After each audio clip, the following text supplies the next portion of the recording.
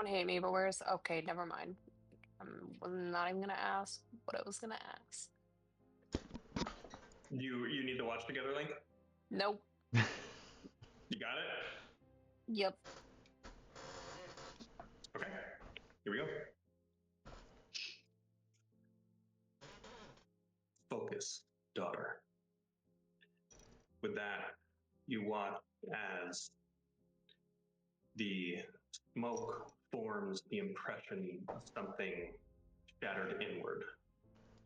Not glass, not ice, something less tangible. A dagger, a spire, but inverted. Tapered edges, no, not tapered. A spiral, a downward spiral. Inheritance. You must understand your purpose, Mazarin. Not the shape of it, but the weight. The smoke changes again. 4 points of varied length, a central structure, symmetry. Continue on. Impressive. As I was saying, the founder built a body of laws and dreams. The Empire built a cage around themselves. And the sixth house, we watch the spaces in between, and that is where we dwell. The smoke changes once again, flickers into a vague shape, several marionettes, a string tied to an anchor floating, and the string sinking. Control. Yeah, control. Your loyalty is not to the Empire, nor to the founder, nor to your mother. We will outlive this Empire. We will outlive this god, and we will select the next. With this, your infusion line hums, and that burning in your arm goes up to your eyes as you feel them strain and dilate. The smoke in front of you burrows into your brain, and a string is pulled hot from the sky to the earth, and the smoke once again manifests as something else, something completely sourceless. Sacrifice. The founder is dying like all men. You will ensure that the sixth house outlasts him. The smoke changes, this time into a bulbous shape. Something that is somehow formless, yet reminds you somewhat of a star. Memory.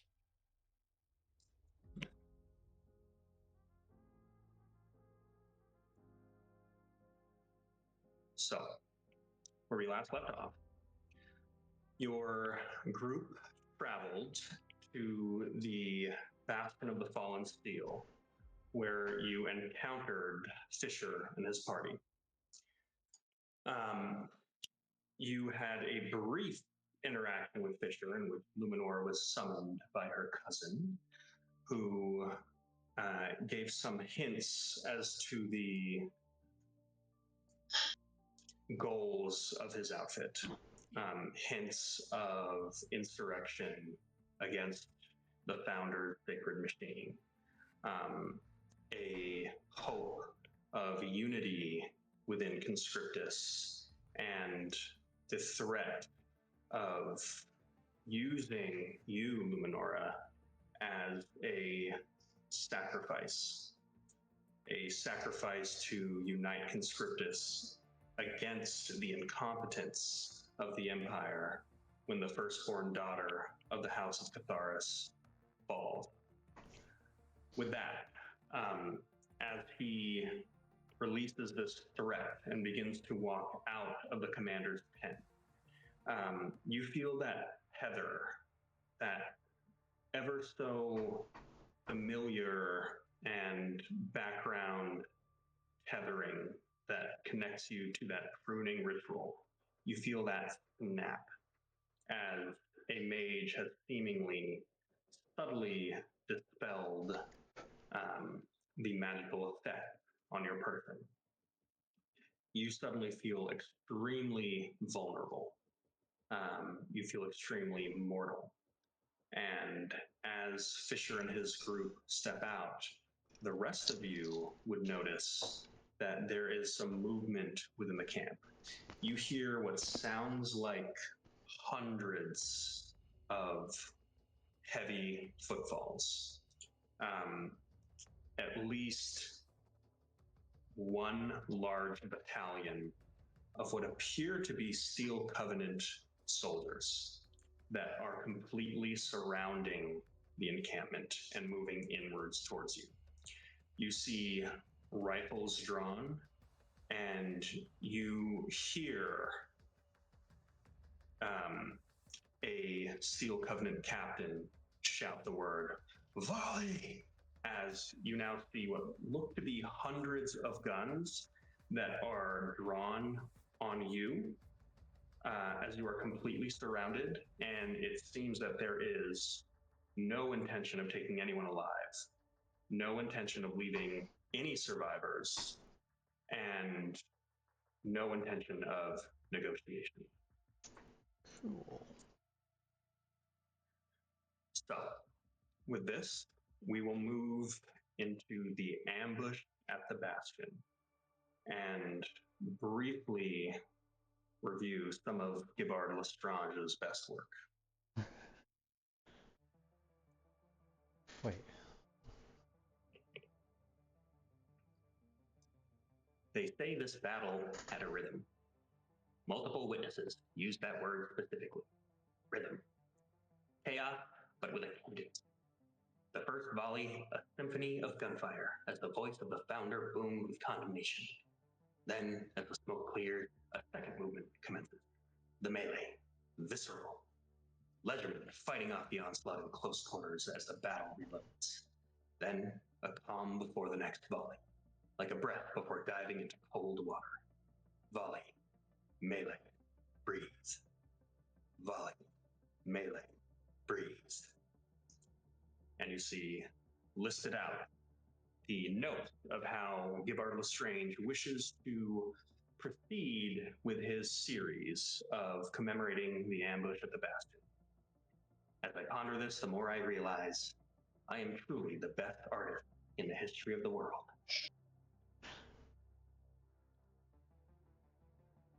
So in phase 1, the heroes are fired upon. Some dodge, some find cover, others don't.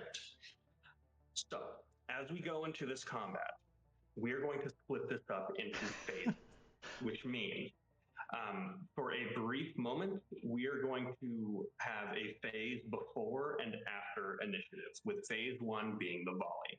This is a period in which you will be fired upon by hundreds of Steel Covenant soldiers. As this happens, you will have to use your surroundings as you are all rushing into the commander's tent. You can choose to try to use your objects around you to try to find some shelter. You can try to maintain the integrity of the tent, which, to its credit, is to some extent reinforced because it is meant to house and protect a commander. That will bring us into phase 2. The melee. The heroes fight off their attackers. With each cadence, more soldiers appear. Some of these soldiers are specialists. Specialists are way scarier than regular soldiers. They're badass. They will have special abilities. Some will have magic, wizard eyes, and awesome hats. How many specialists will I illustrate? This is breaking like the fifth wall. Yeah. Like I said, I'm rocking about 4 hours of sleep over the last like 72 hours. So, in phase 2, this is where we will proceed into our normal initiative phase, where basically initiative is going to happen in between volleys. So you're fired upon as the battalion around you is reloading. You are going to have an onslaught of attackers that are going to attempt to breach the commander's tent that you are in. So you will be fighting them off in between volleys, which brings us into phase 3. Breathe. The heroes will stare down their attackers. They'll talk their shit. They'll strike a cool pose or make a heroic face. They'll do other hero shit. They search the tent for things to help. They use their surroundings to their advantage. They hide behind stuff. People always ask me, hey, GLF, how come you always paint so good? And I say, because I've been to the hells. And I'm stuck. And I ain't going back. So, with that, I need...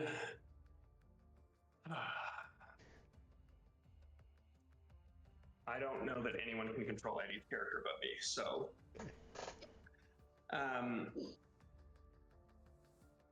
I would like a volunteer for manning Charles Brand.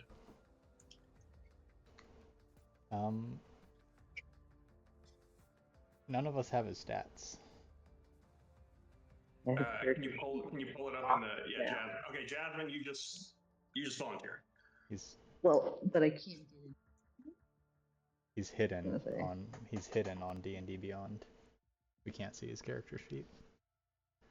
Or he's not part of the campaign. I'm still happy to, unless you can find a way to unhide. Wait, still? Or send a PDF? I will send Jasmine. I'll send you a PDF. How about that? All right. That's it. Unless Pierce, do you want it? I'm fine doing it.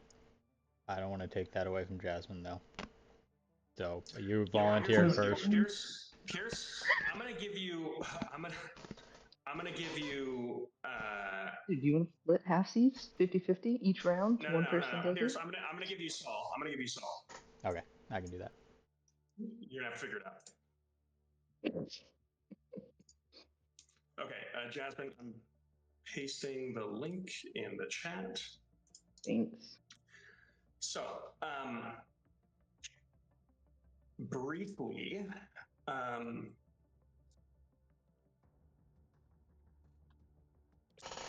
going to, again, give a brief synopsis about how this is going to work. I think that's both Charles. Okay. And Pierce, you got Eddie's character sheet? I do. Okay. So, again, you are surrounded by soldiers. The tent that you are in is going to have some level of protection to it. How long that will last, who is to say?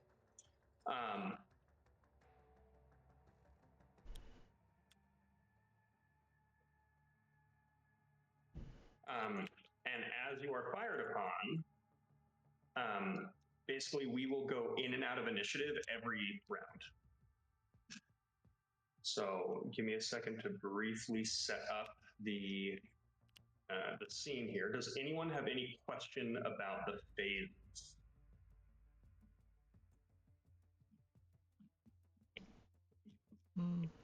Kind of, but we'll just roll with it until see what happens. We will be playing it by ear because new mechanics just for the fuck of it.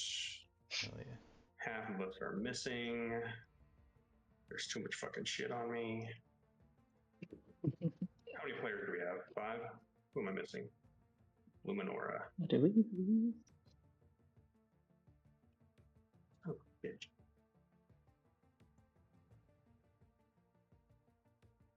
I don't have a pen. Okay, spellcaster. We're doing spellcasters again. Yep.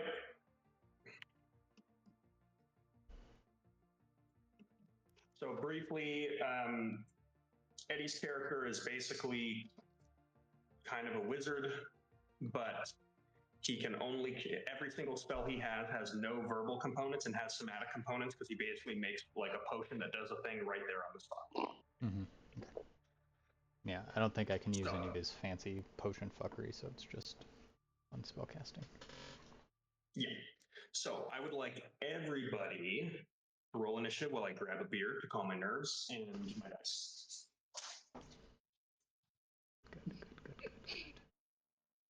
Good.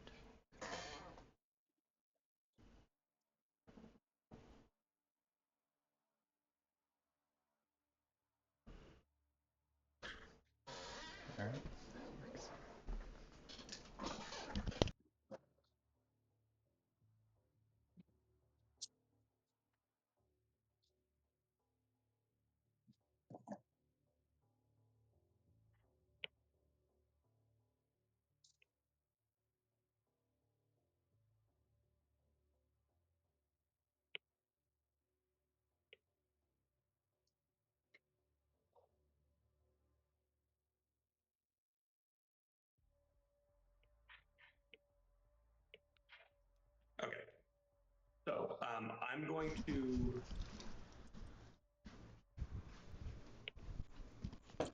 So basically, the way this is going to work is during the volley phase, you are all going to be fired upon. You will be making saving throws, which can be kind of loosey-goosey as to what skills you want to use, depending on how you report that you're doing what you're doing. There's going to be an obvious advantage to using like dexterity saving throws, but if you have a way to be creative, feel free to sell it to me. It's going to be a little bit more loosey-goosey. And actions that you take, both like in combat and in other phases, that might relate to your ability to withstand these volleys will be taken into consideration as well. You can also completely ignore the volley phase and just use it as a time to do other actions if you want to risk that. That will impose some consequences when it comes to you making your save. So that is the volley phase. The melee phase is basically normal initiative. After that phase, during the breathe phase, you basically have a free action that is generally like encouraged to, you're basically doing like a quick, like non-combat free action. So basically that allows you to like explore, interact with things in your vicinity, and you know, kind of add a little bit of like a narrative component to what would otherwise just be like, you know, smashing hit points into each other. An example is you could try to interact with objects. You could, you know, explore inside of the tent. You could try to reinforce somehow, whether it's using objects around you or some creative way to interact with the tent. And you can take that round to also duck and cover, which can give a bonus to the upcoming volley phase. So, each time that we go into the melee phase, there's going to be basically an escalating number of reinforcements. I'm going to determine this by basically rolling dice. Some of these reinforcements are going to be specialists that are like your regular shitty soldiers, they're just better. So to kind of give a brief synopsis of the situation around you, it may appear hopeless because you are surrounded by hundreds of soldiers in a tent that surely will not be able to withstand their onslaught in perpetuity. So to anyone that might say, hey, this seems totally hopeless, to that I say, who rolled a 15 or higher on their initiatives? Me. Okay, what'd you roll? 17.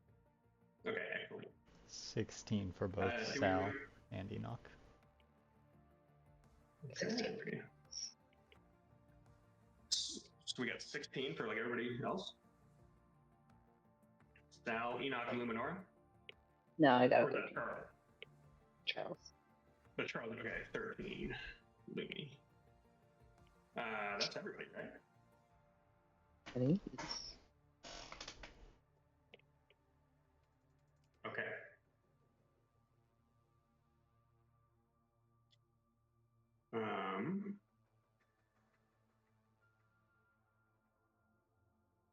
So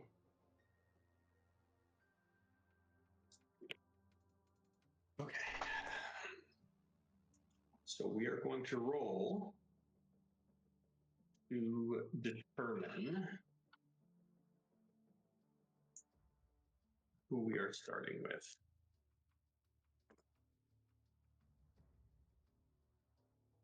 Okay. So that is going to be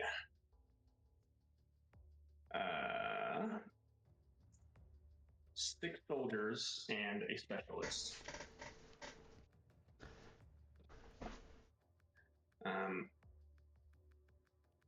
And for the specialist,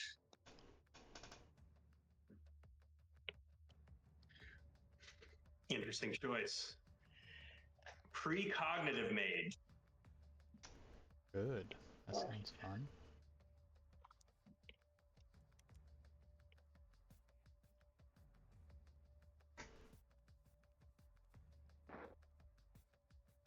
Okay, but first we need to resolve our volley phase.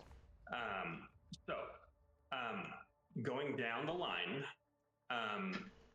how would everyone like to withstand the first volley? As you all rush inside of the tent, you are surrounded. It's recommended that you try to duck and cover. So you could just say, I'm just going to duck and cover and make a dexterity saving throw. If you want to add any kind of flair to that, you can go ahead and make some kind of attempt, whether it's using one of your abilities, spells, whatever, and that is totally allowed. And it might give a benefit or it might just use up your resources. You can also completely ignore this, choose to make a save at disadvantage, and basically take like an exploration action as well. You can also do it with your friend's characters who didn't show up. What are we being attacked with? Can we see the attack oncoming? Gunfire.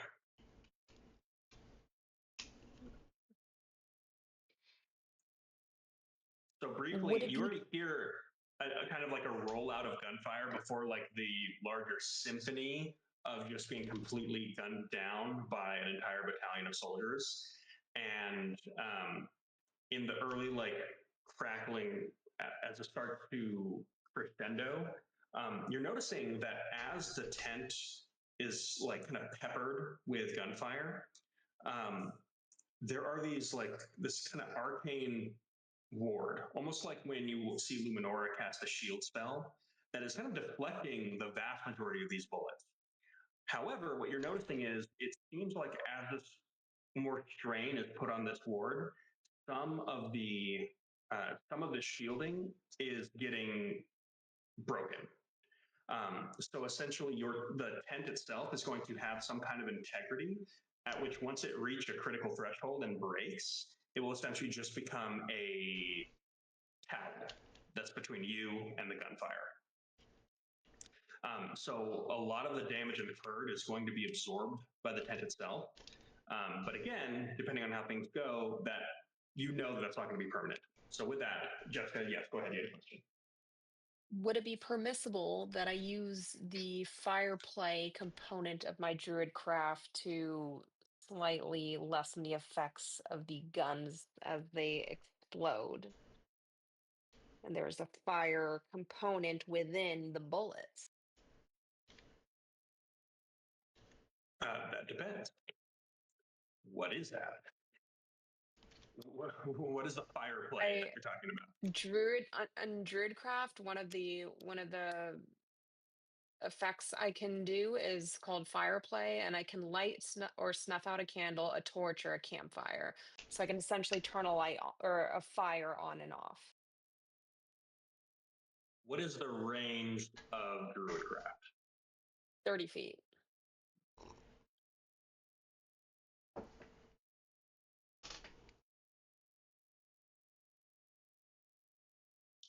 Okay. That is stretching the hell out of that spell.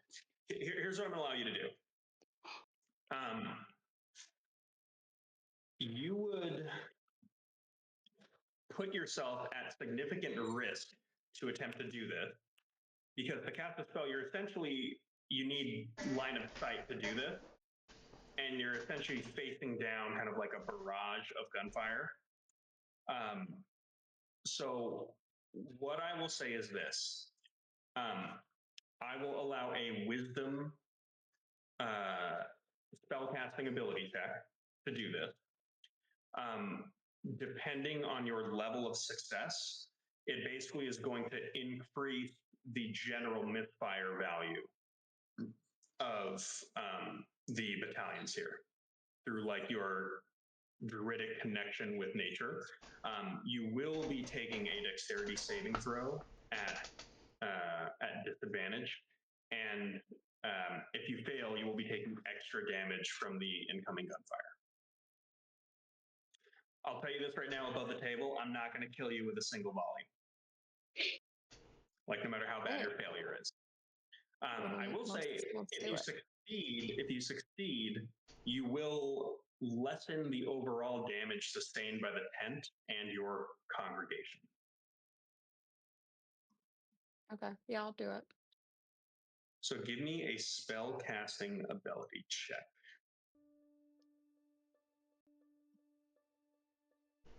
The hell? What do I even roll for a spell casting? Well, you usually do intelligence, but this is going to be wisdom. I'm going to say wisdom plus proficiency. And there will be a tiered success with a minimal success being 15. Oof. 18 plus 4, 22. Okay.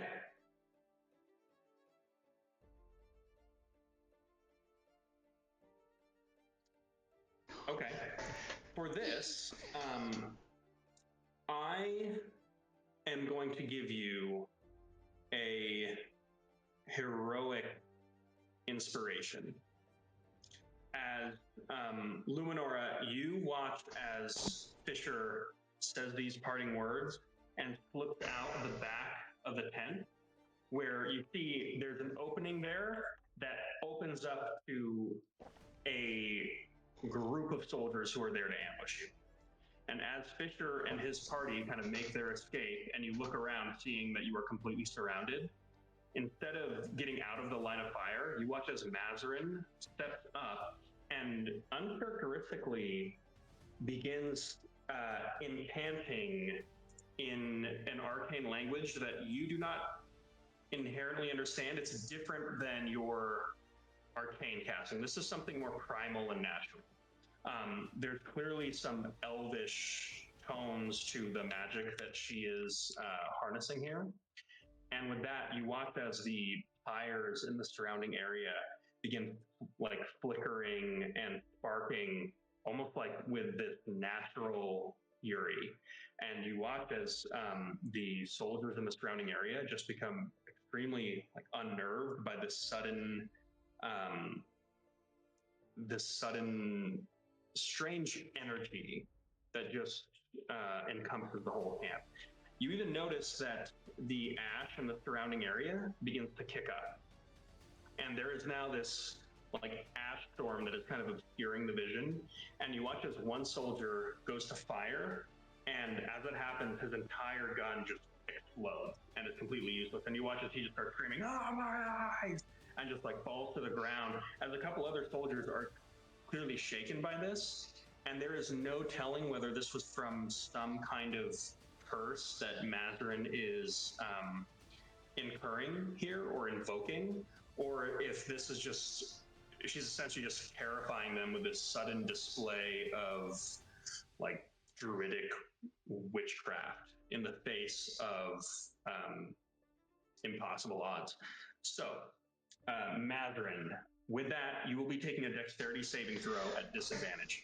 Because that went so well, and that was a pretty fucking cool way to start this off, I am giving you a heroic inspiration. You can use it right now to cancel out your disadvantage. I have to decide before I roll. Yep, I think so. For heroic inspiration, I'm gonna say yeah. Okay. I will cancel it. So that just mean I go with the first one that I roll? One roll. Ooh, 17. Plus 3. Nice. 20.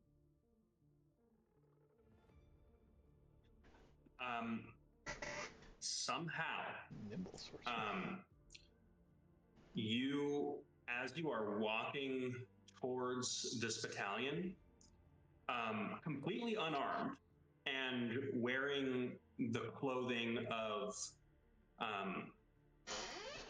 generally someone that would be in kind of like the bureaucratic class. Many of the soldiers here are now completely shaken to their core. They do not have the heart to fire upon this unarmed young woman. And you watch as one of the captains is just screaming in frustration. His face is just bead red as he's just losing his voice, screaming, "Fire! fire! He pushes one of his soldiers to the ground, gets in the face of another, and you watch some of them go to aim to shoot and totally purposefully aim way high. And they're aiming so high they completely miss the tent. And as Mazarin's voice just carries for hundreds of yards here, as this swirling ash storm begins to encompass the whole area, these soldiers are completely terrified. And for this first volley, between the misfires, the misadventures, and missteps, I'm going to say the incoming damage to the tent for this first volley is already going to be halved, just because of the shaken resolve of Mazarin's like defiant display of power here. That is going to bring us to Sal, Charles, and someone else whose handwriting I cannot read. Enoch. That's right. Cool. So somebody speak up because we got a lot of roles to do. Who's doing what? Okay, I'll make mine too quick. Everyone rushes into the tent. Mazarin is a fucking badass and shuts them all down with the power of her Thu'um. And Saul hides behind there's a table in here, right? War table sort of thing. Table with maps on it. He goes and runs and hides under it, and then Enoch goes towards like the front flap. At the last moment, Sal yanks him over, begins chewing on some like strips of dried out licorice root as he's like frantically pulling out some kind of weird crystal rock thing, and he just like pulls Sal's neck close to him and then spits on the rock, and it immediately begins sizzling and fumes come up, and he just shoves Enoch's head into it and casts haste on him. Okay. And then hopped up on magical speed, Enoch is going to go around the room trying to take whatever bits of furniture there are and shove them to the exterior. So are you trying to create like a barricade? Yeah. Okay. We're surrounded, so we're being fired on from all points, right?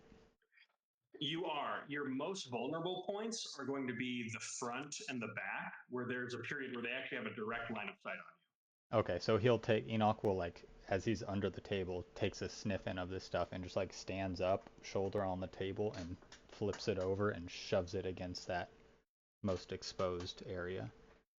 And then goes and just pushes whatever objects are here to the exterior walls. Okay. Give me a dexterity check, unskilled, at advantage. Ooh, that's good. 19. DC's 19. Wait, no, hold on, I'm on the wrong character. That's way lower. 22. Okay. So with that, give me a second. That is going to give you advantage on the following check. Now, unskilled strength check at advantage. Okay. Minimum success is a 15. Natural 20. 21. Okay. So you can essentially move 2 large objects to 2 points in this room. So how do you want to do this? He shoulders and like lifts the map table over the heads of whatever allies would be nearby, slams it into the ground, shoves it against the tent, and then. So this central table here? Yeah, central table. Oh, their map. Yeah, if you're showing us stuff we can't see yet. Oh, I'm so sorry. That makes this so much easier. Yeah, it does. He said, "Is it here?" No. I thought you were looking at what I was the whole time. So this is what we are looking at. Yeah. Okay. Way better than what I had. Yes. Oh, that's so cute. way brighter than what I imagined. So Got it. So he'll So with he'll move that, that table to the east. this one? Yep. Yep. Okay. I would like you to roll me a d20 check D20. and a d6. D6. Add them together or just Nope, so give me them separate. D20 13, D6 5. Okay. Um, um,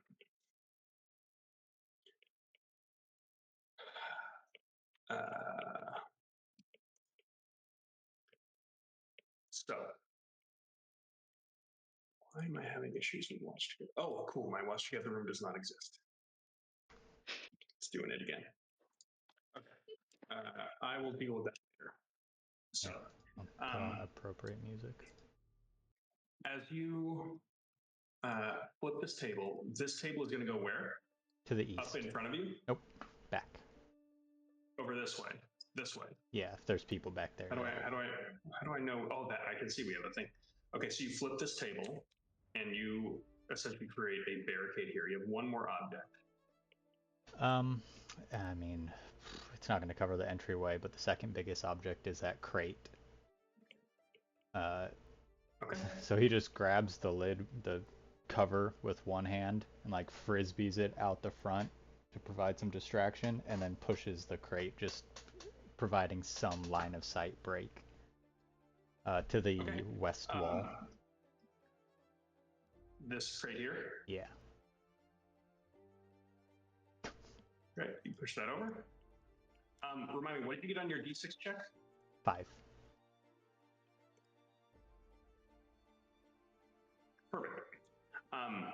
So as Enoch just rushes and just throws these objects around, kind of this like superhuman strength, you watch as this large, what looks like this large like draught of what apparently is some kind of magical potion, crashes up against this post and shatters. As it does, you hear this hissing sound as this caustic agent just begins creating this like grayish blue smoke that has a density to it, and you watch as it's creating like this just like burbling like fog in this isolated 5-foot cube that's just like bubbling up and getting angrier and sounding like it's just chewing through something.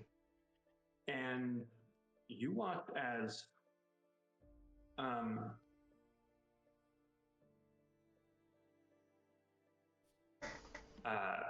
manifesting out of the smoke, you see this very like skin and bones, elderly, balding like wizard who just kind of has these like rickety knees. He's wearing this these robes that kind of like expose a little bit of the chest on one side, and they kind of have these flaps where you can see like almost like an uncomfortable amount of like old man thigh that's riding up. Hard to tell if he's wearing any underwear.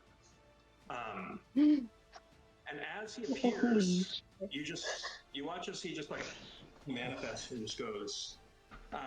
You watch as he just looks up, kind of slightly to the side of you, Enoch.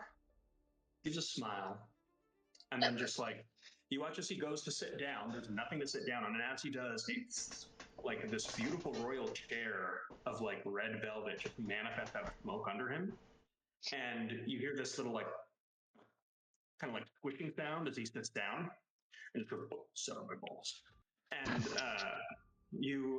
he sits on the chair like backwards and just kind of leans on it, and just goes, "Hi. My name's Artluke Argendorf, and you're listening to my memoirs. How did I become the most powerful wizard in the world, you ask? Well, pull up a chair, pour yourself a drink, and listen closely. If you wish to proceed to the next chapter, simply say, next chapter. If you wish to revert to a previous chapter, simply say, previous chapter. The volume controls say volume up or volume down. And so we begin. What the My fuck is first happening? sexual awakening happened at the right age of 300. And You turned now on an there is audiobook. essentially... Yep, there is an illusory old wizard that is now just reciting the memoirs of his life in the tent. So, that is your volley round. Great round, you got a lot done. You will be taking this check at disadvantage, both you and Saul, because you both did an action that didn't involve ducking and covering. Got it. Well, Sal did duck and cover, but I threw his cover away. But yeah, it's fair. It's fair. To be fair, I think your haste gives you advantage on this. So in a way, you kind of netted positive. I will tell you this. If you like, because you narratively said that you kind of took him to put him back into cover, you can absorb his disadvantage and essentially take disadvantage on yourself to revert his disadvantage to a straight roll. I'll do that. Does that make sense? Yeah. Okay. So Enoch takes this at disadvantage. Sal is the straight roll. Okay.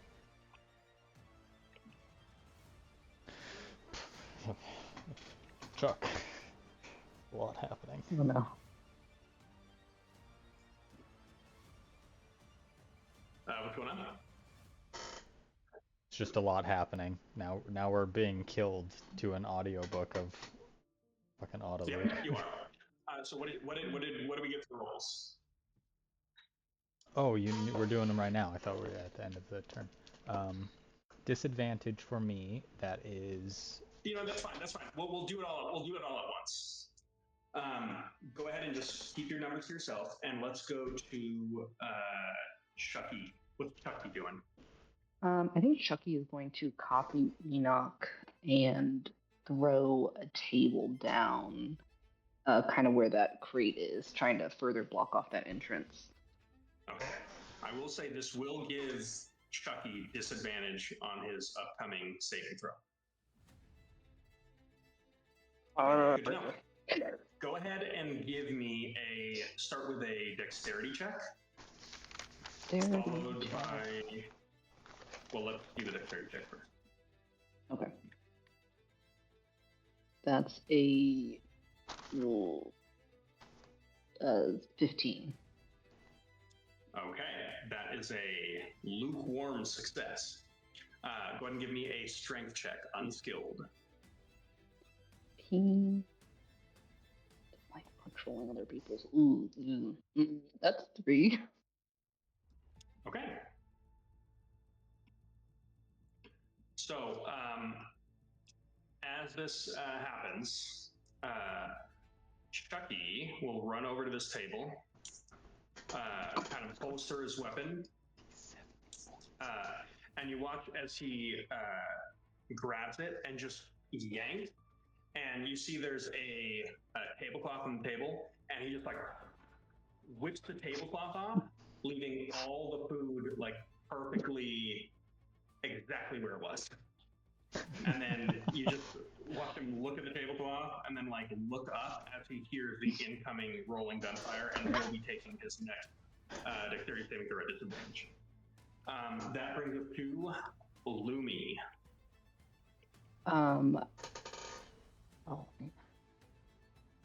Can I detect magic on the tent's shield? Is what I'm going to do. I'm going to see if I can find a way to. Is detect magic concentration? It is. Okay. Go ahead and give me an Arcana check at advantage. DC is 15. But sorry, detect magic is what level spell? First level? First level. Yeah, DC is 15.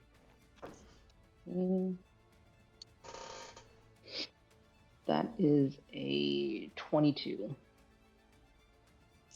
Okay.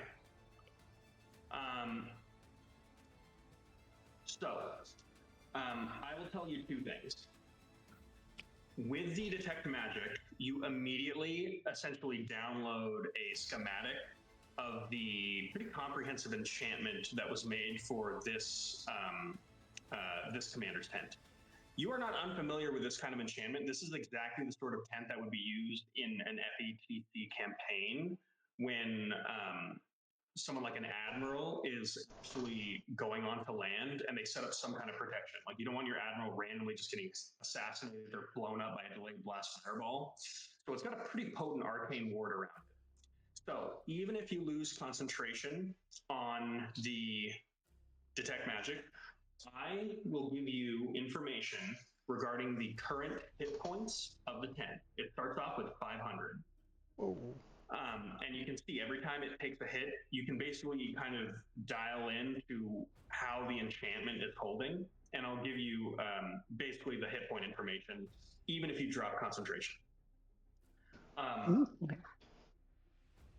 Now, with that in mind, I will also say that you can burn spell energy to essentially pump spell slots into this thing to try to reinforce the enchantment. This is a temporary effect, but the amount of time it would last would probably be longer than the time that it just gets eaten up anyways. So that is an option that you can do. Also, there are so many things around you that are overtly magical. You notice there are a couple potions over here. There is a chest with some magical items.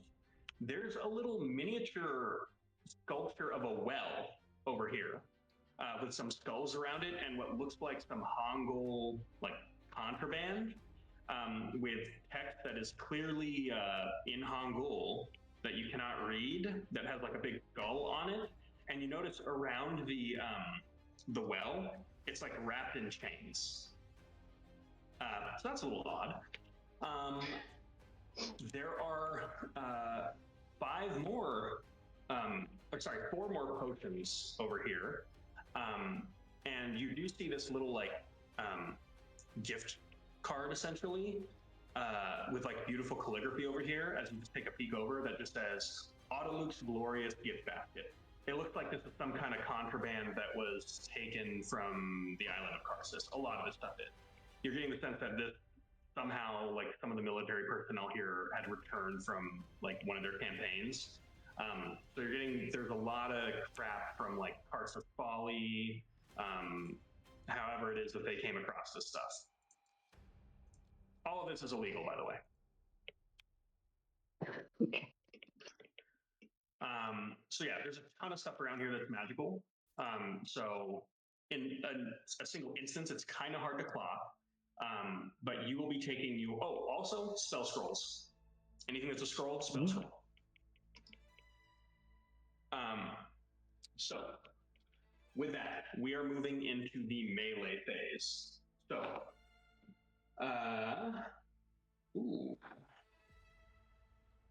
my specialist got a natural 20. Do you need rolls from us or our? You need roll initiative. Oh, yeah, sorry. I do need everybody roll your dexterity saving throws if you haven't already. Do I need to reroll? What did you roll again? 17 plus 3, so a natural 20. Okay. 5 for Saul and 7 for Enoch. Terrible rolls for both of you and for you. 13 for Luminora and 16 for Charles. Okay. Charles and Mazarin succeed on their saving throws.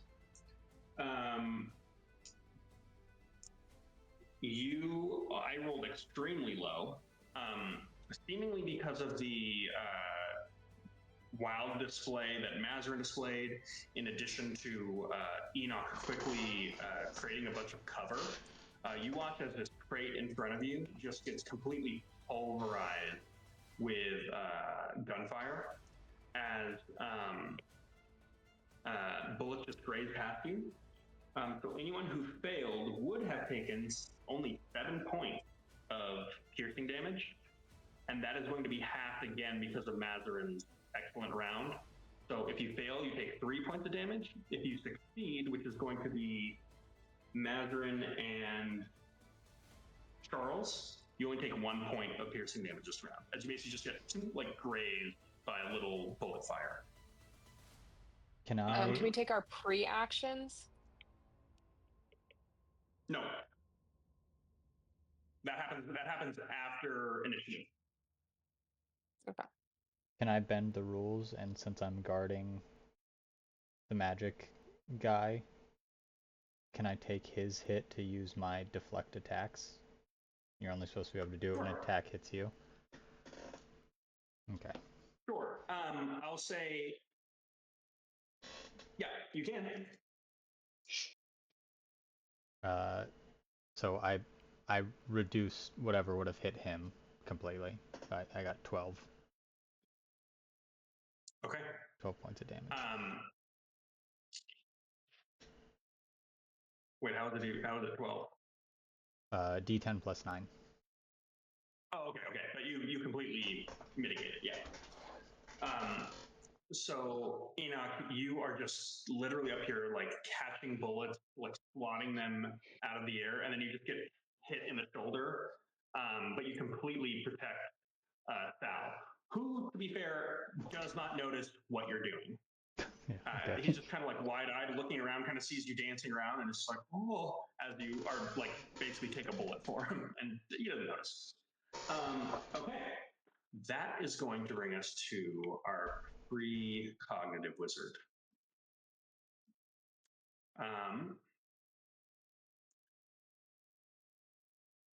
He is going to rush up over here, and he is going to target Enoch. Everyone she has line of sight on. So everybody except for Charles, I need you to make an intelligence saving throw.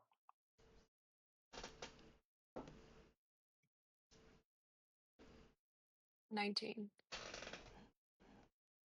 Also 19. 15 for Enoch. 25 for Saul.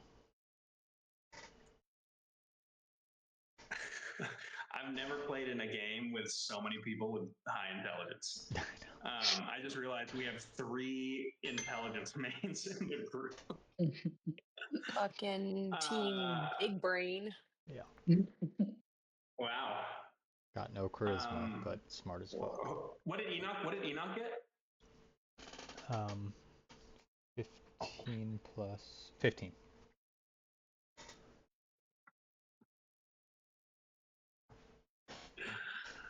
God damn it. Okay. So you watch as she runs over. You watch as she's kind of got this strange like apparatus on her arm, and she just begins like winding it up, and she begins some kind of incantation. And you watch as there's kind of like this visor that she has, almost like a blindfold, but it looks like it's somehow made of like glass, where you can vaguely see eyes under them. And as she recites this incantation and just like looks at you, you watch as for a second there's like this, and there's essentially just like a flashbang that goes off from her eyes. And for a second, as that happens, you all watch as she completely disappears from your vision, and you get this like splitting headache as your ears are ringing, but you maintain your focus on her, and it feels as though she literally went into each one of your minds and like deleted your perception of her. You resist the effect, and he seemingly thinks that she is unable to be perceived by you all. And as she's used her actions, she is now just casually walking towards you. And she sees Charles, who she did not target with this effect, and then immediately steps back and and gets covered just from Charles, but not from anyone here. Let me at her. Just like creeps that through. ends- Nope, never mind. Yeah. Yeah, she comes in, flashbangs you all, and is like, they're blinded. And you for a second it works, and you watch as her form, it's odd, 'cause it's not like an invisibility effect. You literally for a second are mind blanked, where you're just like, oh, someone's coming, and it's like, anyways. And then you vaguely, she just like kind of slowly reappears, and you're like, that's odd. I just completely omitted that I just watched someone walk in here. You all resist the effect, and you do not take the 48 psychic damage that would have incurred. Damn, a good spell. That is going to bring us to Mazarin. I can do my pre-action now? There's no pre-action. We're in initiative. Ah, shit. Okay. This is melee. Well, then I'm going to phase. use my bonus action. I thought pre-action was part of phase 2, the initiative phase. Nope. That's action. Yeah. That was part of phase 1? It's just like a That's breathe. Phase volley phase action. 2 is literally just initiative, and then there's like Okay. a post-initiative. Gotcha. Okay. Can I use my bonus action study? Which I've never used before. Okay. Can I kind of get an idea of what this, because she's the specialist, right? Yep. Can I kind of get an idea of like how perceptible she is to like a wisdom saving throw?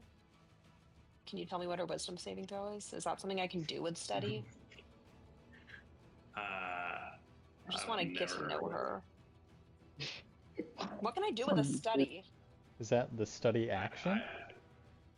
It's a bonus action. That's some new shit. Yeah.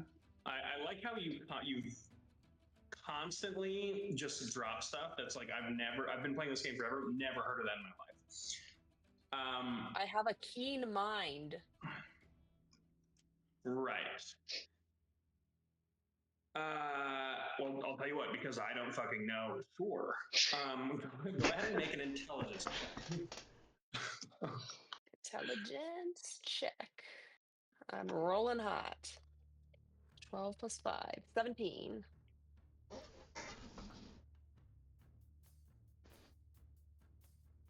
Okay. I'll give you a gist. You look at what she's doing. This looks like some kind of primitive attempt at kind of like manifesting like psionic through arcane energy. So you kind of get the sense that this person is kind of like a jury-rigged version of you.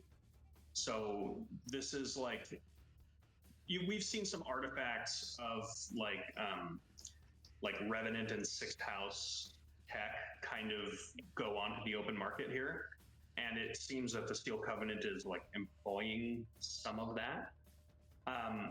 So vaguely you get the sense that this is a psionic caster. You get the sense that she is going to be intelligence-based, but that all of her mental abilities are probably going to be pretty honed. You intuit that it's probably in order of like intelligence is probably number 1, followed by wisdom, charisma. He doesn't look particularly hardy, but this is someone that is more mentally strong than physically strong, and that's what I'll give you with that. What would you like to do with your action and moves? I am going to cast Shatter. On what? On her. Okay. What is this now? Each creature in a 10-foot radius sphere centered there makes a con saving throw. Okay. That is a 11. Fails. Okay. And then I will roll for damage. Okay, wait, this is stupid. I don't have to roll to attack. I just roll for damage straight Roll for damage, up. yeah. Okay. Or D8. I don't even have that many D8s. That's going to bring us to Sal, Enoch, and Charles. Why is it so many? Because I casted it, what, D8? Yeah. I casted it at 3rd level. I can do that, right? I can just go straight to the. I can skip You around. can. I don't have to. Okay. Yeah, It burns no, that that's spell that. slot, but yeah. Okay. 12, 16. That's 20 points of thunder damage. Okay. Here's what I'm going to say. Because this is specifically thunder damage, and there is kind of like an Arcanotech component of her whole deal,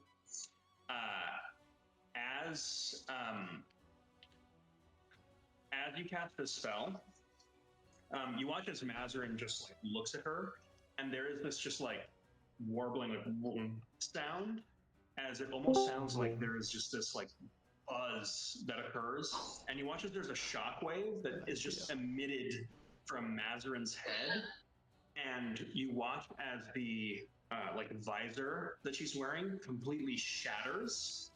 There are shards of glass in her eyes, and she is screaming as she's profusely bleeding out of her eyes.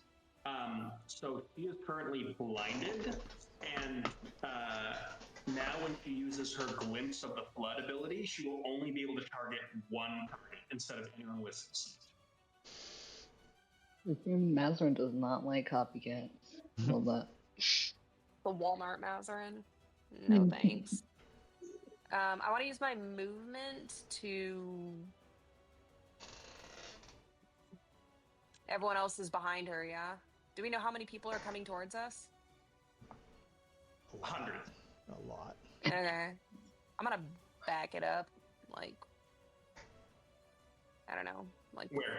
20, 15 feet In which direction? southwest. Over here towards the Charles? Yeah. Okay. As you run by him, you see he's got like a little bullet wound in his shoulder, and he just looks at you and just goes, "I pulled the tablecloth." Eddie, welcome. I'm so glad you're here. I am too. I have big water. If we need water. I'm going to give you Yes. the 30-second download of what you have missed. Just like throw. Sounds good. I will be ready. Okay, can you hear me? Yes, I will Okay. be ready. So, was as born this ready. started, as this all started, Luminor went into the tent to talk to Fisher. It sounded like it got a little tense.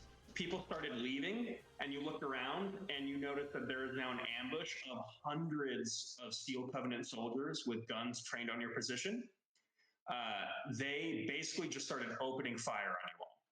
It's pretty clear that this is some kind of ambush. They have no intention of taking any prisoners or having any kind of negotiation.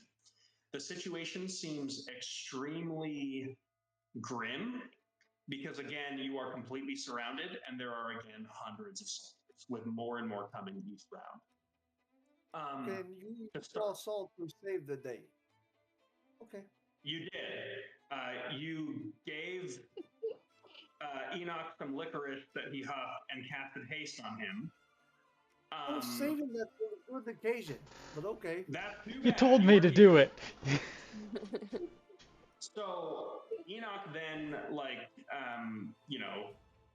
like Coyote, Rabbit, whatever, Looney Tunes, like ran around and just like created some cover by moving pushing tables into doorways that prevented some of the damage you all would have taken as you're getting fired at each round. Combat's going to work a little differently. There's a smoke illusory copy of Autoluke that's reading an audiobook of his memoirs. Charles pulled a tablecloth, and Mazarin did some druid shit, and it is now your turn. Okay, we are in big trouble. Yes. You're down 1/3 level spell slot, no hit points. Yes, we are in big trouble. One third level. Okay. No hit points. Okay. What door do we need close? There's no doors, so to speak. Let me. Yeah, This is close. what the situation looks like. There's a large command tent that is enchanted, and it for now is holding. There's an open front passageway and an open back passageway that Enoch has flipped the table here, which we now have covered. Enoch, you want be hero today? Yeah, sure. Are you close to me? Yes. How close? I caught a bullet that almost hit you in the head and you didn't notice. I'm very Oh, close. that is good. Hey, take stone, and I take stone out of jacket, and I tell you take big inhale. You take big inhale. Are you casting a Yes. concentration spell? I'm casting haste You already did on that. Enoch. You already did. Really concentrating on him. Oh shit. Okay. That's a third level spell that let you're me- missing. Oh, that's the one I'm missing. Okay. I Please don't Remember when you were pissed incapacitate about me. someone casting haste? yeah, I missed that already. So I'm gonna come back to you. We're gonna do Enoch and Charles, and I'm gonna let you figure out what you do. Oh, yes, go for it. Perfect. Enoch and Charles is just Charles. gonna step out and start shooting people. Who is he shooting? Start blasting. Can't see that lady, so there's just the first guy straight back. Leaving this Okay. lady alone, and he's shooting into the crowd. Yeah. Okay. Wait, what? Give me. Enoch, did you? No, no. He Go, didn't say go, anything. go, go, go. He's not there. Go. God, he has so many guns. That is a 23 to hit. With which gun? The enforcer? Mm-hmm. I don't. What? Let's Yeah, see. that is his hand cannon. Okay, yeah, that one. 21 hits. Go to roll damage.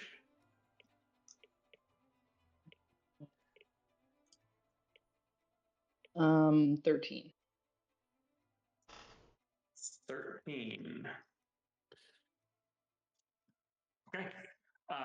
This Steel Covenant soldier, Charles steps out, pops him, and he just, in the head, falls back, dead. Oh. And he will step back over to his little corner and right on top of the tablecloth he pulled off. Do we need big water right now? Do we need big water? No one is answering you, Sal. Everyone is very busy getting shot at. As you kind of are kind of commenting on things that you could do, you watch a bullet just grazes by and ricochets off of a battle axe that's on a stand behind you. Enoch, go ahead and take your initiative. Yes, we do need big water. That is what I was going Big to do, water. and I really fucking hope you do Okay. it. Big water. Enoch is going to.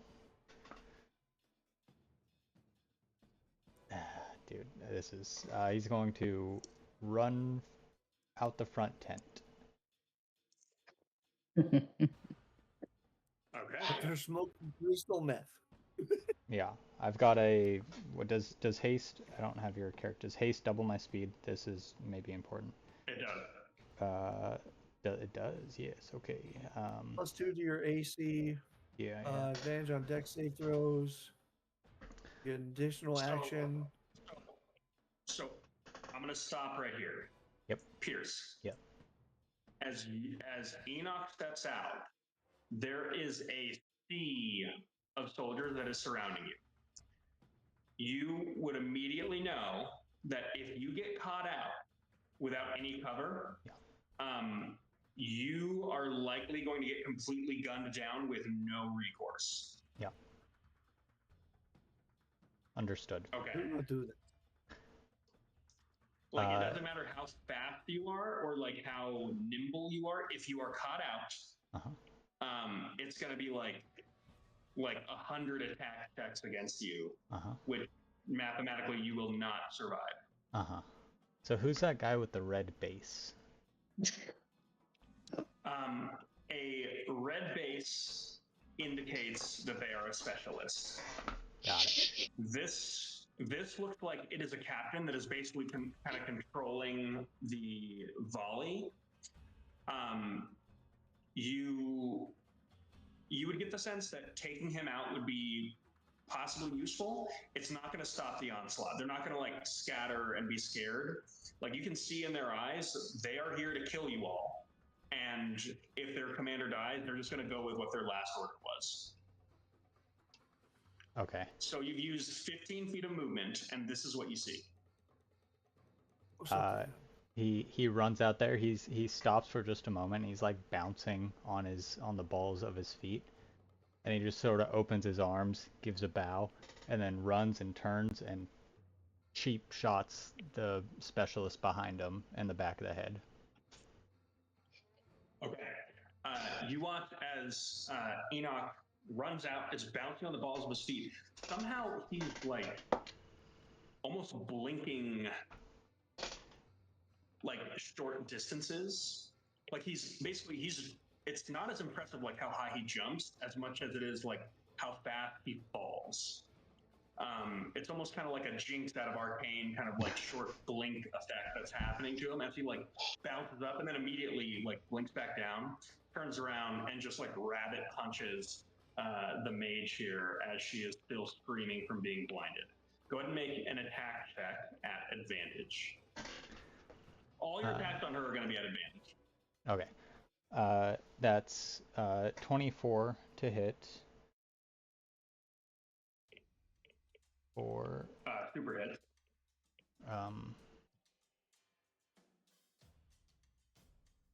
Oh, no.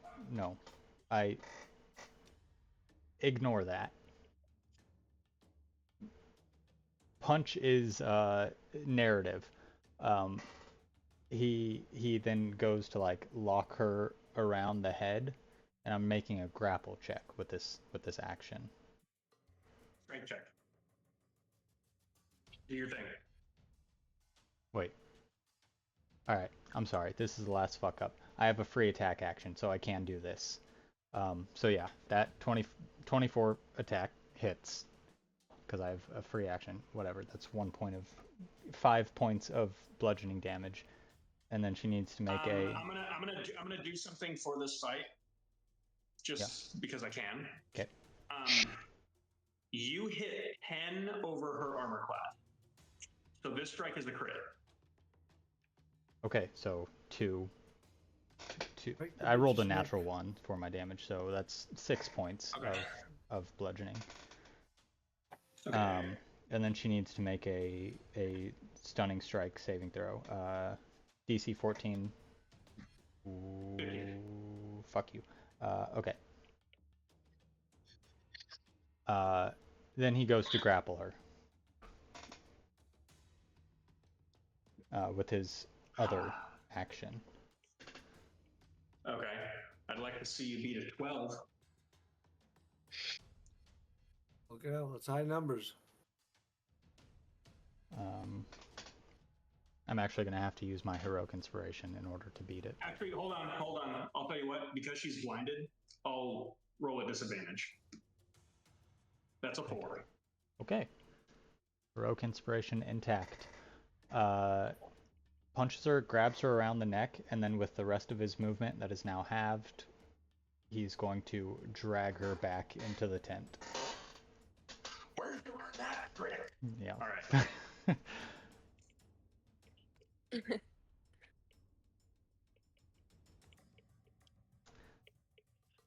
And I presume you are the one that is shielding her body from the bullet fire?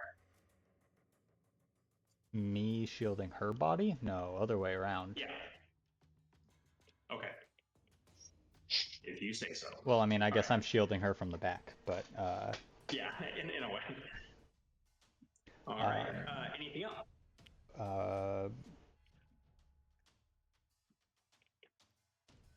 I guess I can hit her twice. I'm gonna, cause I can flurry of blows. So I'm gonna hit her twice. Natural 19 and then 12. These are at advantage, right? Oh, so natural 19 and natural 16. The first one's a crit, the second one just hits. Okay. So crit is 12, 16 points of bludgeoning, and then 10 points of bludgeoning.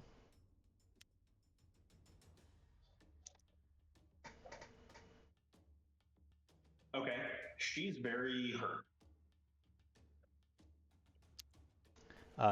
That's the end of my turn. Okay. That brings up to Sal. What are you doing? I make a big water. You say make big water? Yes. Yep. I make big water. I make big water at beyond point of Enoch. So it hit everybody but Enoch.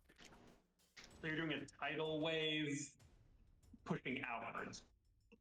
Yes, I to do this I take out big jug that I have alchemy, and I take big swig of water and I spit 3 drops in water and I slap them towards past Enoch and make big tidal wave. So I need dex save from everybody within 10 feet Oh, so hold on. wide. What's the 10 feet It's wide? 10 feet. It's 10 feet wide by 10 feet tall. And what's the range? 120 feet. Okay, so you can like try to wipe away a chunk of this. Mm-hmm. Make big water. Okay. Okay.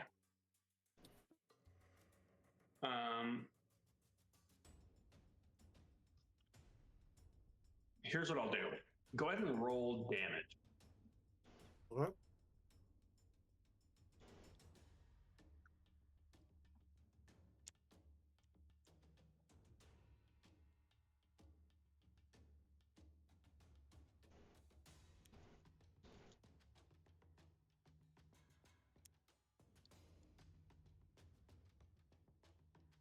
Four, 11, 18, 23. 23. Okay. Is it okay if I aim this for you? Sure.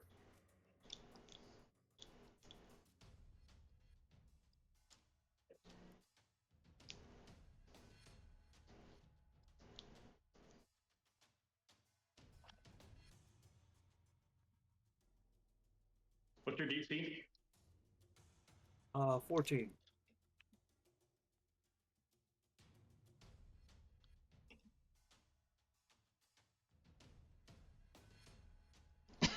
Strength, right? Uh-huh. Natural 1. Nice. So here's what happened. You killed however many that was. And the next round I roll for specialist, there will be 1 less specialist that's going to reinforce at the beginning of next initiative. That brings us to the soldiers that reinforced this round. They're rushing in.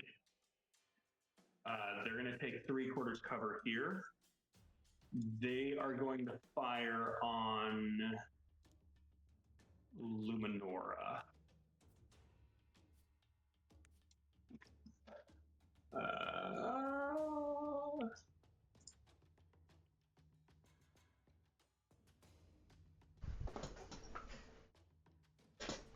Here we go. Big money. 15 to hit.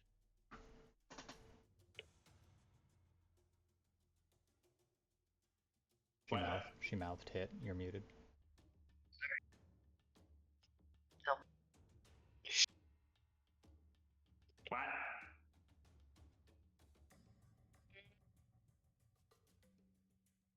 I'm rolling damage.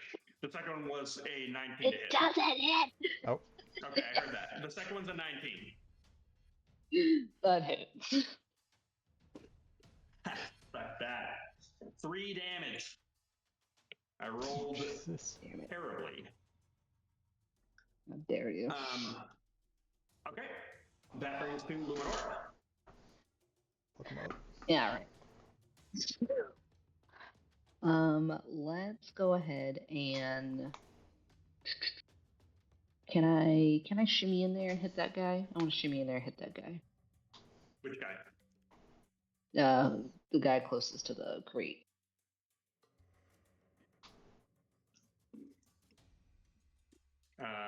This one? Yeah. Yeah, you can do that. I will use a green flame blade attack. That will be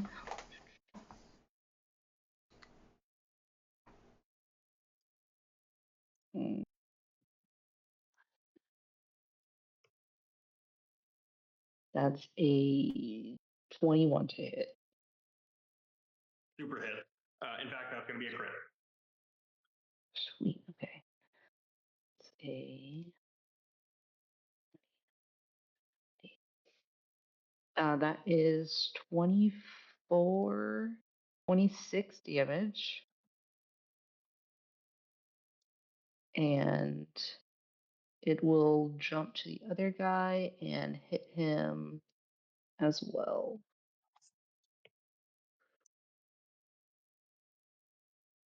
That is going to be 7 damage on the other guy.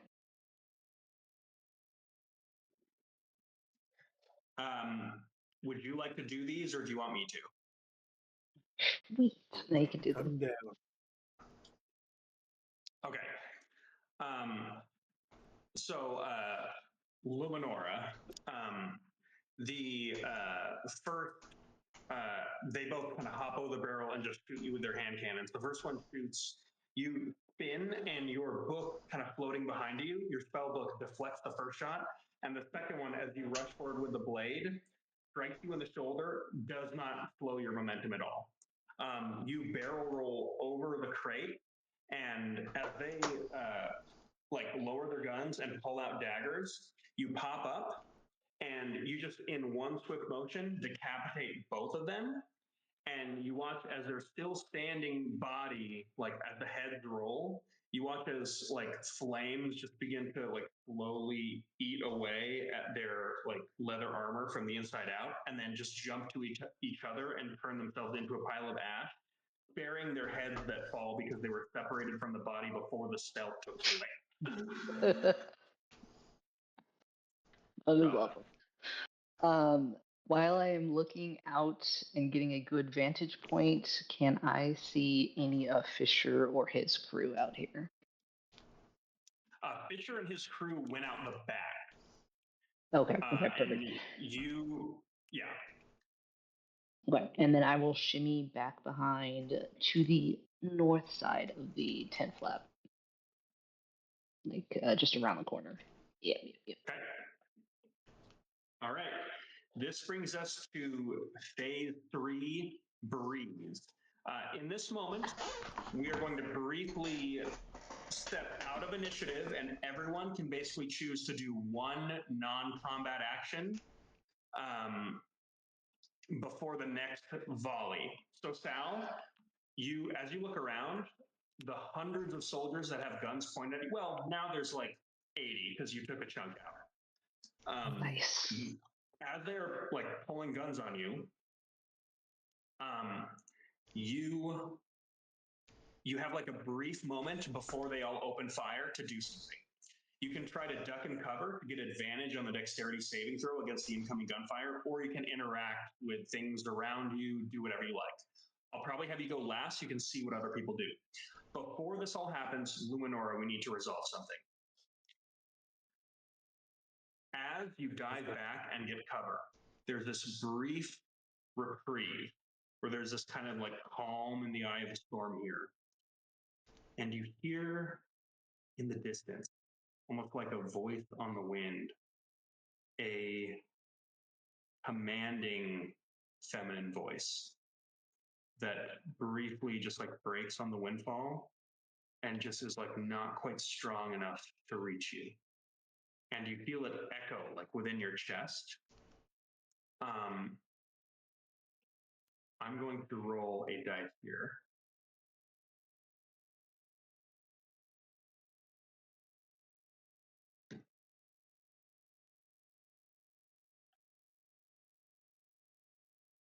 Okay.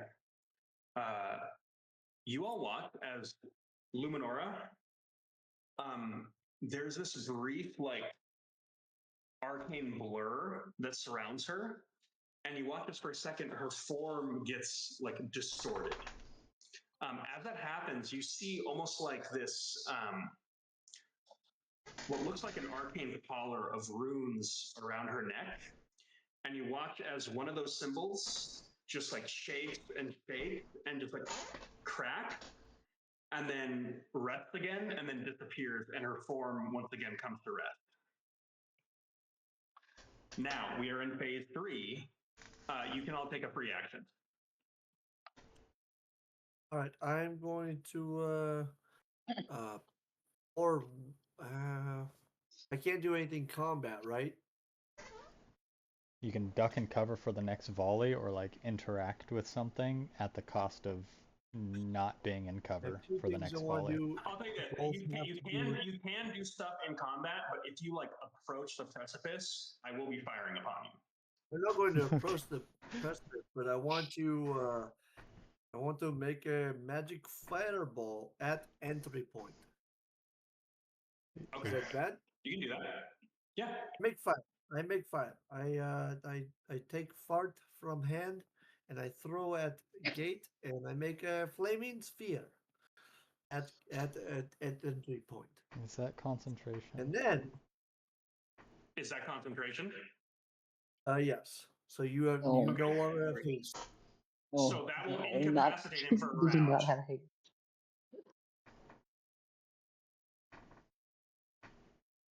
And then if I have extra Eddie, that's going to incapacitate Enoch for a round.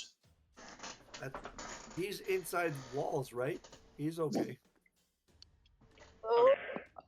So here's what I'm going to do. That's why you don't have old Enoch, Kraggedy guys as your spellcasters. Enoch, here's what I'm going to do. Here's the thing.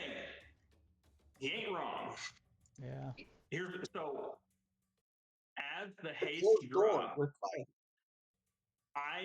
you have a choice. You can become like basically stunned next round, or you can become stunned on your free round here, but lose your free action.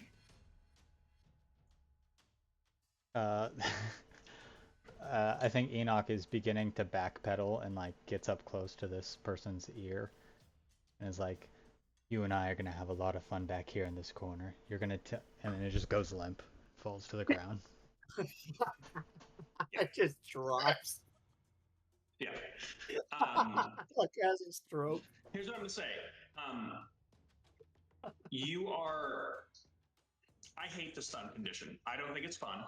So I'm in not reality, stunned. what happens is you can't take any actions or anything, but she's still grappled. Everything's the same, but you're just like a boxer that's exhausted, just like leaning on her at this point because this wave of lethargy hits you.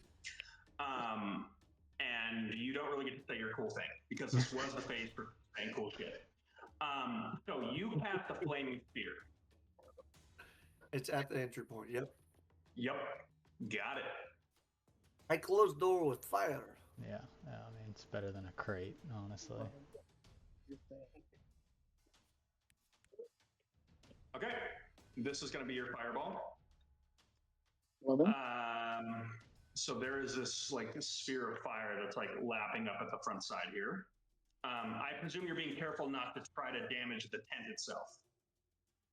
Exactly. For emphasis, I just want to punctuate that this is all like while we're doing all of this, Autoluke is in the background just talking about stuff. Yeah.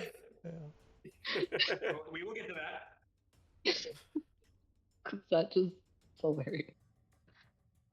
What's the Um, closest I can get to all the people outside without being in the line of fire?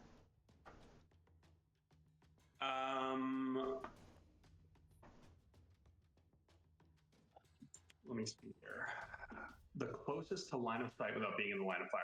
I mean, the thing is, you're always kind of in the line of fire. It's just as you go to the precipice, like if you get to a point where a bunch of people can see you, so it's kind of like here is where you can get, Okay. or here. Well, There's a how back too. okay. Am I able to get within not even necessarily line of sight, but am I able to get within 30 feet of either of those lines of fire while still being shielded by the tent?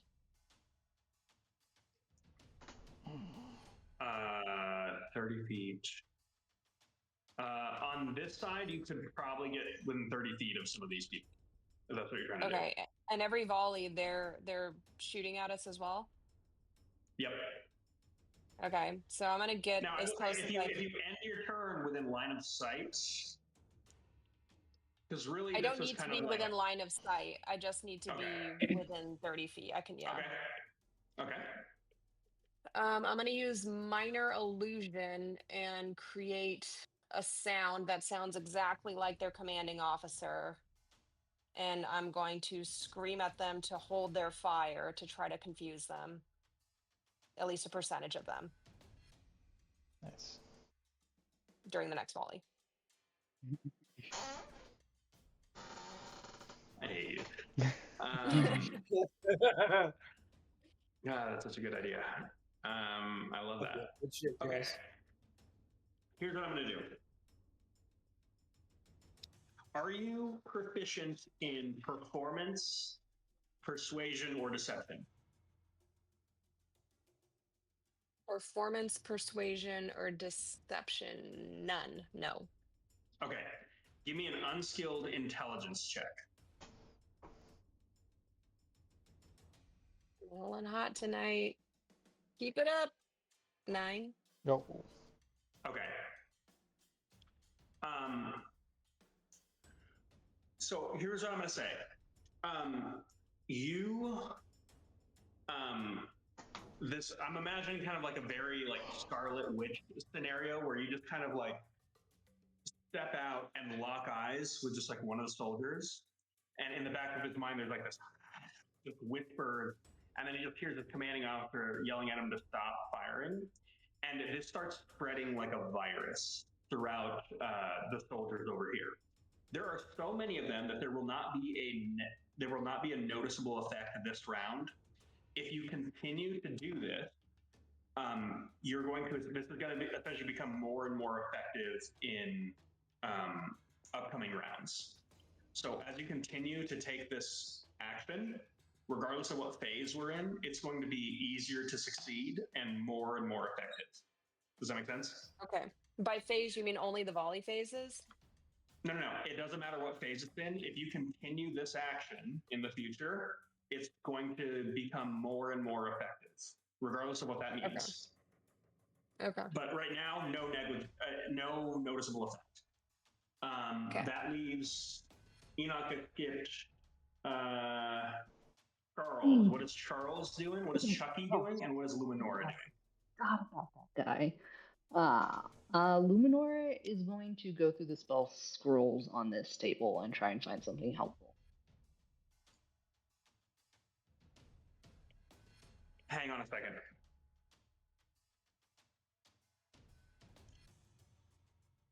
Enoch, you do not become stunned. I'm just incapacitated. No, your haste is still up. Oh, Okay. okay. I'll take it. No Okay. questions. Eddie, was this a pre-prepared infusion? Yes, it was. Oh, yes, it was crystal meth. Enoch, I gave to him. Enoch, It was, you're it was concentrating smoked on haste, crystal. bud. You were good. I'm Oh, concentrating what? on haste. You are concentrating on haste. Oh, that's now maybe not so good, but okay. Crystal meth is very good. This is a very foreign feeling to him, but okay. I have to think now, so Jasmine, Yeah. please do stuff. I'm gonna resolve Luminora's thing. Investigation or Arcana check, your choice. Yes, sir. I will do an Arcana check, and that is going to be a 14. Okay.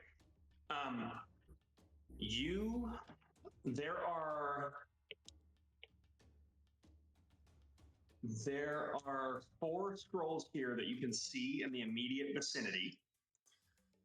You can briefly identify 2 of them. That's hilarious.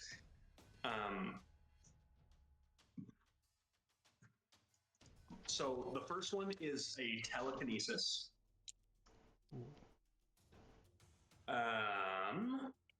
And the second one is, give me a second, a staggering smite.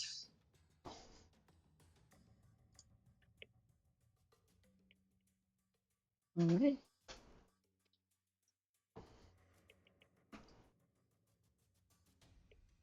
So basically, I don't know if we ever talked about spell scrolls, but for now, we're just going to use the Baldur's Gate rules where you can essentially substitute it for a, like, if it's a spell that's a bonus action or action, you can just do that thing.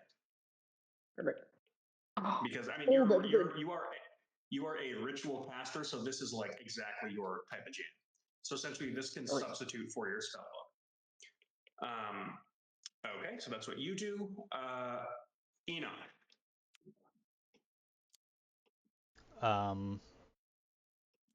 He walks to the southeast corner. 20, well, I mean 40 feet is what he has, I suppose, now. Bill? Directions, yes. There's a compass, bottom left. Are you taking her with you? I am. Yeah, I know, I just keep. And as he's walking back, he just says real close to her head, how willing are you to die for these people? Give me an intimidation check. Good, not good. 4. She just says, "You do not scare me, you ashborn filth." Ooh. Okay.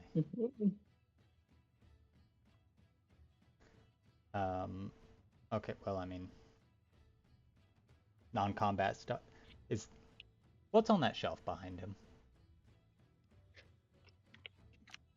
There a book? Books? Skull. Yeah, there's books. Skull. There are more of Autolus gift basket potions over here. There's a bunch of shit from the Hongul Empire over here. Bear rug. Okay. Chest. Yeah. Tell me if this is a combat action. I feel like it would be.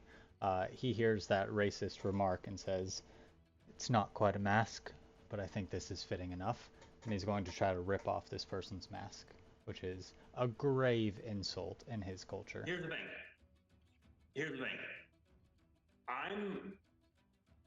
The no combat rule is kind of like a loosey-goosey thing. It's more about like if you step out into the precipice over here, I'm going to be able to shoot you. Okay. Because this person is in here. Actually, I'm sorry. I am going to keep this rule. This is kind of like more of like a narrative thing, and I want you guys to be able to like explore. Yeah, this is not going to be a combat thing. Her mask is useless. You can rip it off. You won't be dealing any damage to her. That's fine. He just Okay. rips her mask off, throws it to the ground. Okay. That's it. Easy to do. Okay. That is going to bring us to. I think we got everybody, right? Did Chucky go? Oh, let's have him investigate some potions on the floor. Yep, that does not seem like what Charles. I don't know what to make him do. Okay. give an Arcana check for Charles. Okay, cool. Solid -2 there. Love that. That is right. Charles could make fight, right? Fuck. Roll We big. have no gunslinger. 14.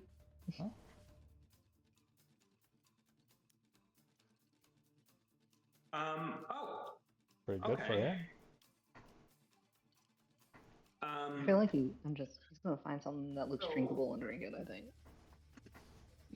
So first off, as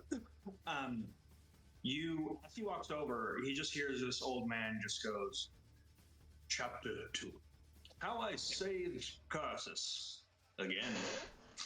The world trembled, and the skies tore. The gods blinked, and I, Archduke Gorgendorf, said, Not today. They'll tell you it was divine intervention. They'll tell you there was a sorcerer involved, perhaps a party of heroes involved, but who was pulling the strings? It was me. I simply shouted loud enough and incanted to the sky that Karsus' self backed down. And, well, the rest is... And you watch as he just manifests a pipe. Ancient history. With that, That's our Chucky, legacy. goes over to the potions with a 14. He just says, okay, let's see here. We've got Autoluke's potion of enhanced understanding. Okay, and I see Autoluke's irrevocable elixir of self-duplication. Ooh. He drinks it. Yes. Okay, roll a d4. 3.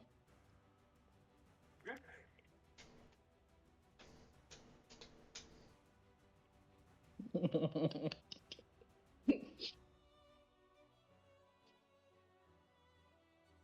We're about to have our own gun squad, guys. Okay, that's good. That's real good. Oh wait, hold on. These are unique. Sorry, they're legendary, so they sacrifice. We can't have a copy. Got a helm of the host up in this bitch, right? So here's what happened. You watch as Chucky just like reads this and just like looks around and just like chugs it. And before he finishes the potion, in like a Family Guy style, immediately just goes and just starts like screaming all over the floor. And as he does, once again, his like projectile vomit just turns into like this caustic ash. And you watch as it like leaks over to one of the like cages over there, and that just like bursts into flames. And there's this once again like boiling smoke, and you watch as 3 other stuff are immediately created, and they look completely identical. And as like they all kind of look at each other, this is all over Autoluke, by the way, just going love, or at least something that screamed like it. And What? you watch That's the as segue. What? you watch as like, let's call him East Chucky, just goes, great. You 20 paces that way. Take the eastern side, and then you see the other one just go, no. I'm the original Chuck. You take 20 paces, and the other one just goes, hold on now. I don't see why this guy thinks he can just go around making orders. It's clear that I'm the original Chuck. So you go, and they immediately all start arguing, and this is just a slam. And the original Charles Brand is just kind of like looking incredulously, and they're now all yelling at each other. Cool. Cool. That's his action. Okay. Cool. With that, did anyone not take an action? I think we covered everybody, right? Yeah. Volley phase. Is anyone doing anything other than ducking and covering? So briefly, Sal, You can choose to duck and cover and take advantage on a dexterity saving throw, or you can do an action similar to the phase we were just in, and you take disadvantage on the save. I would like to take, if possible, take bonus action, if possible, to take make alchemy jug, make oil in entry point. Okay. Which entry point? Entry point where I have big fire. Okay. And then where are you trying to place this oil? I can place within like 10 feet of myself. So I will do shit. Let me show you something real quick, just for the hell. Yes, I'm going to get lit up with bullets. I get this. No. Look, that's what I'm getting at. Okay. Here, let me see here. Actually, here we go. Splat. This is what an oil spill is going to look like. Okay. How much area does this cover? These cover. It's a. Hold on. Give me 1 second. Say. Oil is 1 quart. So. Or 1 gallon. Sorry, 1 gallon. So 5. Okay, why don't you 5 feet. tell me what you're trying to do. Tell me what you're trying to do. I try to make splash of fire longer than what is sphere. So like dragon's breath. If they come in, I make splash, and they come in and catches fire, and they. So, do you want They it in a also line take- like this? Yes. Okay. It sounds like you're trying to take care to avoid the tent. Yeah. So you create a kind of like little localized fire. Yes. You walk into fire, you catch fire, you are dead. Hopefully. Okay. Takes care of one entrance. So you go over and throw that. You are going to be taking disadvantage when we resolve our volley. Who else is going? Okay. Anyone doing anything other than taking advantage on this upcoming check? I will be ducking in cover, but I will be facing the bed with this woman towards the tent wall. Okay. All right. So I would like everyone to roll dexterity saving throws at advantage. Eddie, Sal is going to take his at disadvantage. Okay.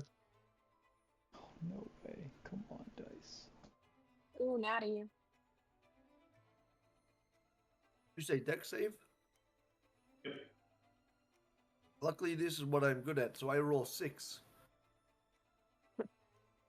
But I think best is out of 10, so I think I will be okay. Okay. So as more and more reinforcements are piling up, this is now 16 points of piercing damage to anyone who has failed. The tent is going to absorb half of that, so it's going to be 8 points of piercing damage to anyone who has failed.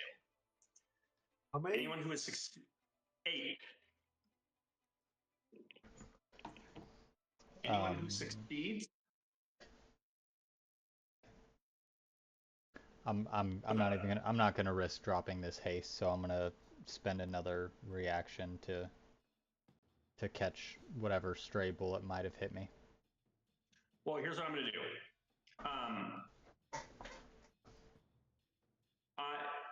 I'm going to give you a. You can choose to do that. I'm going to give you a 2d6 damage threshold that will instead go to your hostage. Oh, okay. But you have to tell me right now if you're going to do it or not. Oh. What was your save? 7. Oh, your deck save? My deck save was 7, yeah. Oh yeah, that's not gonna cut it. So Yeah, are also you Don't you gonna have catch advantage on bullets deck save? or I Don't had you have it. advantage on deck save because of haste? Yeah, it doesn't. Yeah, I know. I'll just spend the resource point. I'll spend the focus point, and I will reduce the damage of any projectile that would have hit me. okay? Um, So that's 8 damage that you can try to reduce. yeah, I have a flat +9, the- so it's fine. Okay. The DC for this check, these are incrementally going up, is 16. If you succeed, you take 4 damage. If you fail, you take 8. The 10th has taken 32. And that is going to keep climbing. Cool. Now, as we go into our combat phase, I have rolled for reinforcements. There are going to be 8 soldiers and 5 specialists. My dice go up each time, and I rolled a 6, a 6, and a 5. Or sorry, a 6, a 2, and a 5. So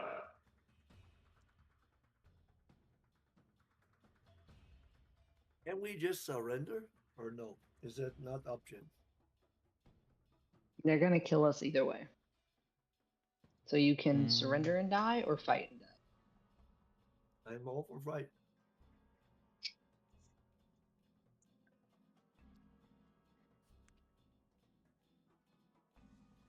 Okay, so I don't take.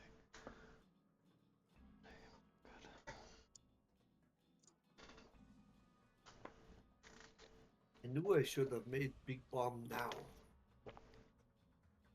I should have made it yesterday. at the beginning of our combat phase, Luminora, once again, that voice kind of rises up from within you. There is a familiarity about it. It's both comforting and somewhat terrifying, growing louder and louder still. I'm going to roll my check. Okay.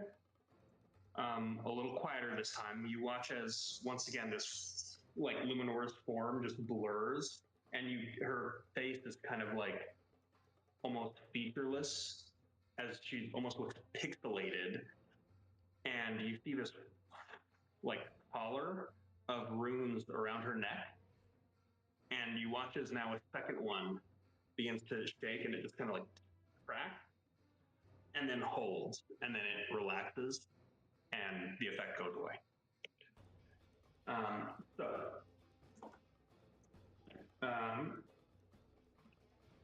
Top of the round. Excuse me.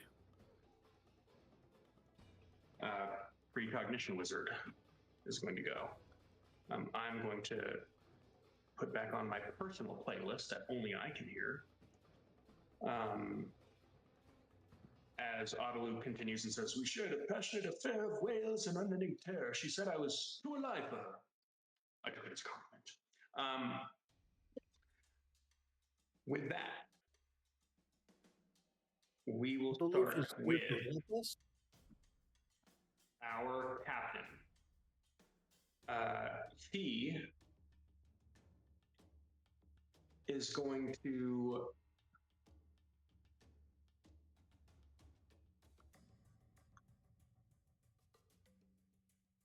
oh, that's awesome. Okay. He is going to make a dexterity saving throw to try to get past this fire and roll past your flame spear. He will make a check for both. Okay. 7. That is fail. 18. 18. So he He fails takes, from the. He succeeds on the flame spear check. He fails on the fire. You know, they'll be the same damage. That's fine. He takes 9 points fire damage. Okay. Does he take half if he succeeds? If he succeeds, yes. How about if he fails? He takes 9. Okay, and then So if he 4 succeeds, if nothing. succeed, 4 if succeed, Okay. 9 if fail. So total. So he takes total of 13 points of damage. He's going to Okay. step in. get partial cover behind this thing.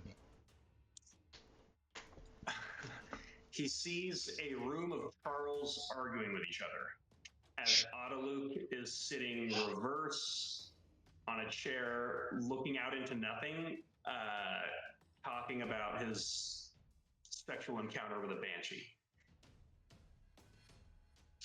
So what do you do in that What situation? do you do? Yeah, What do you? I'm gonna be real. He is a soldier. He's gonna start opening fire on the ones with the guns. He's gonna shoot the closest one, which is an illusion. That hits. You watch as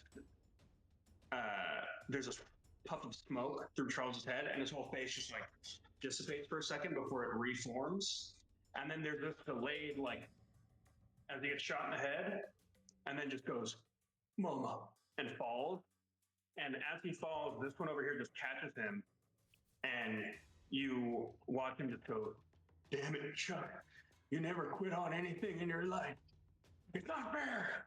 And the other one just like looks over at him, and he's just kind of like slowly tearing up as he's like, and like a cigarette. It's like, and the real Charles is looking at this like this look of like, I'm not like that. Like, what is happening? That's the captain's turn. That brings us to Mazarin. Can I use my bonus action to? Well, question: would I be able to use my? I'm not typically able to cast spells on my bonus action, so presumably I wouldn't be able to do my. What did I do during the volley? I wouldn't be able to use my minor illusion during my bonus action, correct? Here's what I'll do.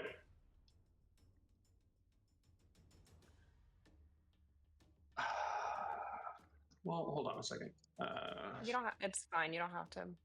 Well, I gotta check something.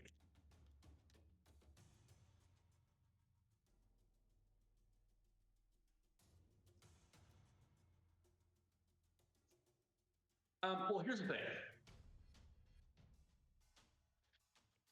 I'm actually not going to make you do an action or anything at all. Minor illusion is a perpetual effect. So I'm going to say, here's what I'm going to say. This is a little odd. This is usually not a concentration spell. If you want to perpetuate this effect, you can concentrate on it, and it will basically trigger automatically at the start of each of your turns. If you concentrate on something else, this effect will end. Okay? So would you like to keep the minor illusion up, or are you planning on concentrating on something else? No, I can work with that. I'm gonna keep it up. Okay, give me an unskilled intelligence check. That's just and the DC is just a D20. plus your intelligence.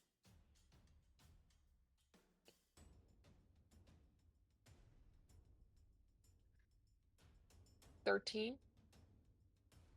Okay. The effect is perpetuating, still no appreciable effect yet.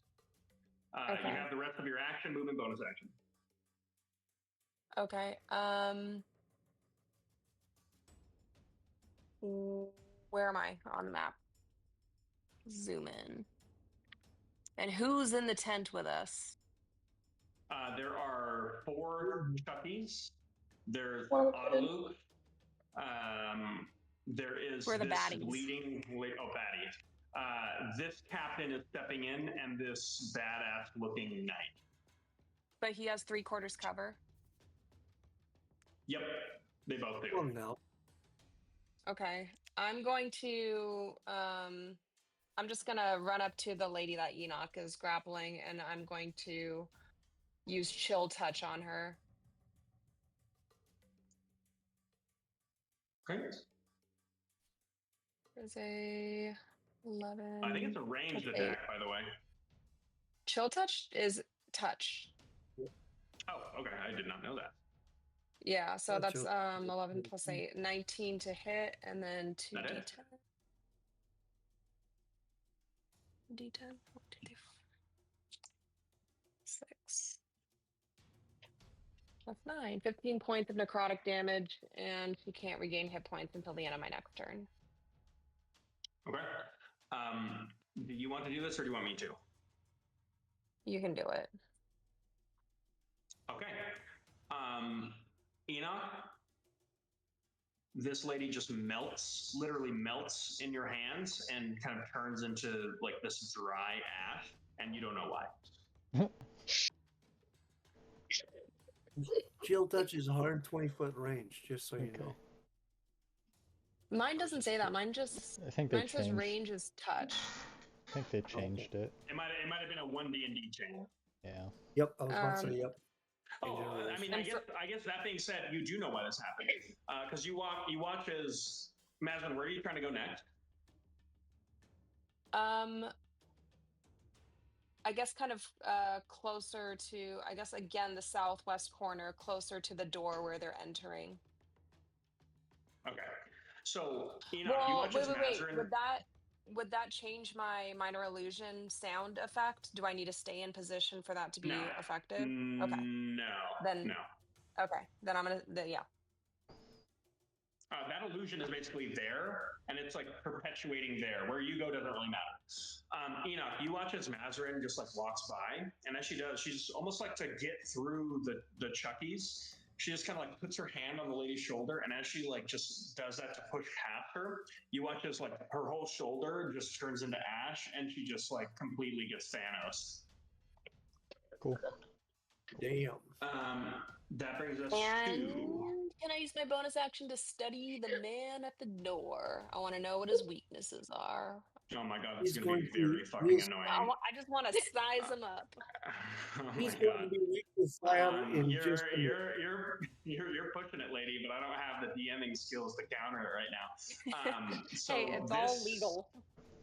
He's going to be very weak to fire in just a moment. I don't have to. Well, whatever. I have too much. I have too much fucking shit on me. Roll an intelligence check and make it speedy. And I'm gonna grab a thing of ice cream. 14, no, 19. I'm rewarding myself for dealing with your bullshit. Okay, so here's what you know. God damn it. His general archetype is he seems like he is a leader and commander. So his very presence seems like it would be a boon to allies around him. He probably does not have the highest mental fortitude. He looks, he's got gorth. He looks gorthy. Okay. Got some Also heft with my on them movement, legs. I want to stay out of his line of sight. I want to be able to sneak attack him from the corner. Totally. You're standing on the carrots over here. That brings us to Sal, Enoch, Charles. I'm grabbing something. I can still hear you. Somebody announce it here. Okay. I'm going to do something. I'm very excited about this. So he stepped through fire. Yes. Can I bonus action throw Poppy's flower at him? The fuck does that do? The fire flower that we picked up. 10 of those are good for pyro. I have idea here. Can I take Poppy's flower and throw it at him? Oh shit. You know the answer is yes. Okay, so bonus action throw Poppy's flower, and then I take action and I do control flames, and I pull fire towards him, and make him go boom. Does this work? All right, what the fuck is this object that I made up that one day? The Poppy's flower you said is I pull 30, and I have 10 for pyro, 10 for hallucinogen, 10 for something else. But I want to take 10 for pyro. These are not refined materials. Okay. So I mean, it's probably going to be more effective than throwing oil at someone. But I'll tell you this: the pyro effect is going to be the whole jar of the nectar. It's everything you got. Okay, I will throw at him, and then I will make action control flames, pull fire towards, and make him go boom. I'm going to have you make an alchemical melee alchemy attack. So what you're doing is you are running up to him and you are smashing a bottle over his head. and then attempting to use control Oh, fire. flames. So here's what I'm going to say. Course. These are going to be 2 separate actions. Okay. So you can smash the bottle over his head. You're not going to be able to use the control flames just yet, unless that's like a bonus action somehow. And that's why I was asking if throw flower at him was bonus action. Can't you? like Can't light you? action? No. It's not a flower. It's a jar of flammable nectar. Okay. Now, can't you move your flaming spear as a bonus action? Yes. Oh yes, I will put on him then. Okay, make an intelligence-based melee spell attack. Okay, intelligence. This is what I'm not good at. That's fine. Intelligence. 12. Intelligence plus proficiency plus d20. Fuck.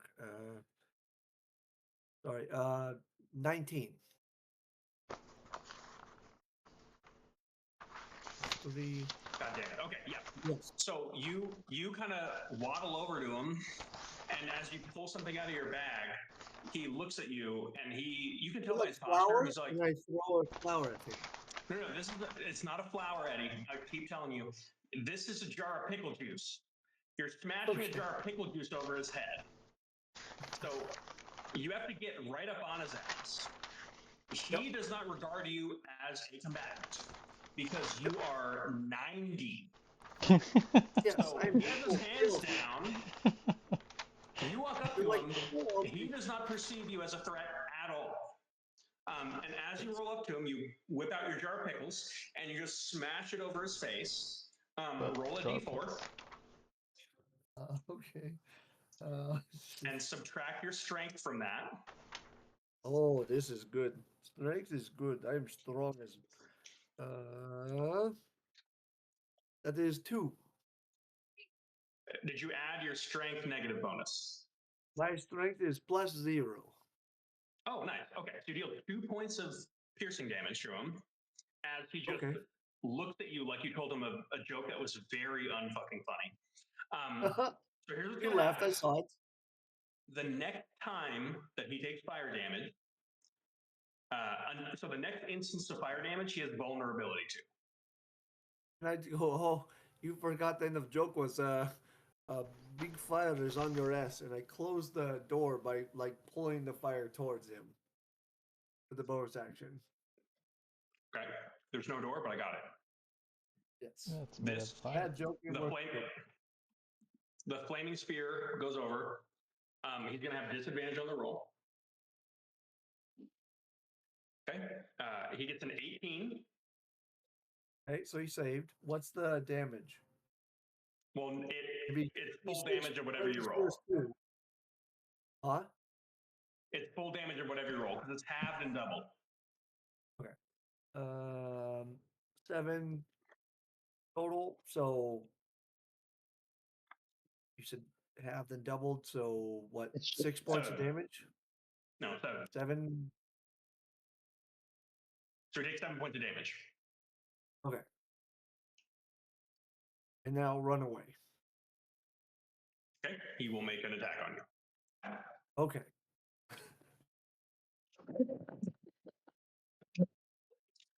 Does a 14 hit you? It does. I thought it might. That is going to be 9 points of slashing damage. All right, I'm not dead. I'm close to dead, but I'm not dead. That's crazy. I'm very badly bleeding. He did not like fire joke. So you walk over and you smash your jar of pickles over his head, like pull your flaming spear, and I imagine the way you do that is you just like salt base some fire dust, like as you try to make it slip away, and the fire just like eats it towards it. It laps up and just like sets him on fire for a brief time.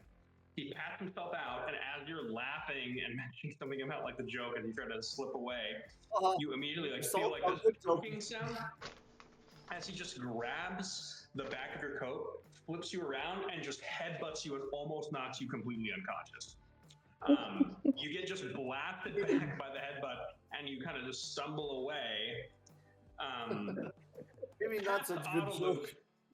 yeah, Path Autoluke as he just goes, I don't know, man. Sometimes I think, what's the fucking point of all this? I think in fucking the miss end, Autoluke.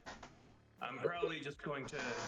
I won't turn into a god. I'll probably just turn into a concept like fire or madness or sex appeal. So with that, we've got Chucky and Enoch. Can Chucky freaking work on shooting? I think Alfie is better. Right? Who's he shooting? Is there anybody on the other side that looks important? Who looks important? You know what? That's funny. I skipped my own turn. Oh, No, I didn't. That's No, I didn't. good. No, I didn't. Do that. You're right. No, you're right. It You're right. helps You're us. right. The ones that look important are this one, and Oh. then someone's climbing on top of the tent right now. So she started her I'm sorry, turn what? in the fire, right? She has to make a deck save for being within the range of the flaming spear. So you eat fire too. What? She's within 5 feet of the flaming sphere, right? Who? The chick that was at the front door. No, she's not. Damn it. This is the flaming spear. So far, you got these two, and then in the back there are these two, and someone just like jumped and landed on the top of the tent. All right. Really love that. I will shoot out of the. I think that's the east door. Okay.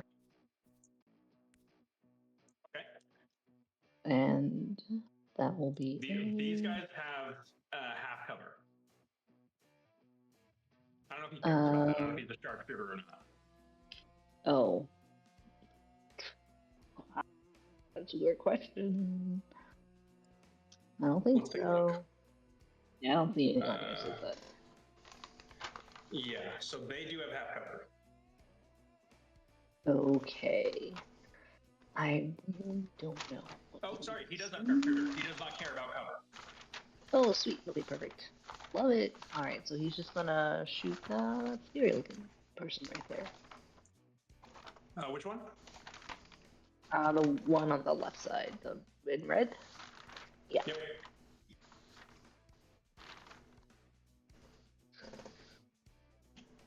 Okay, and that is a 22 to hit. Hits. Perfect. That is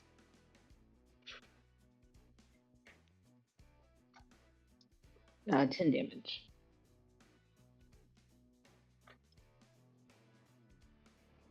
Okay.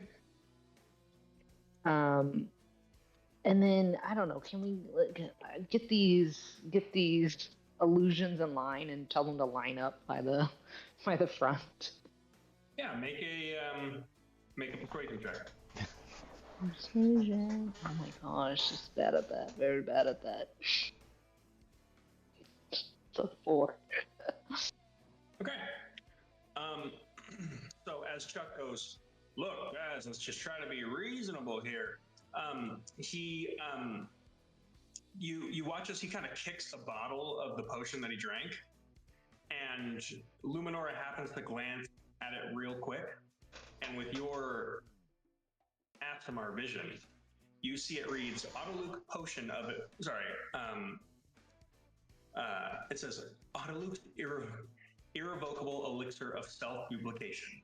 And in tiny, tiny print right under it, it says, and slight misunderstanding. Jesus.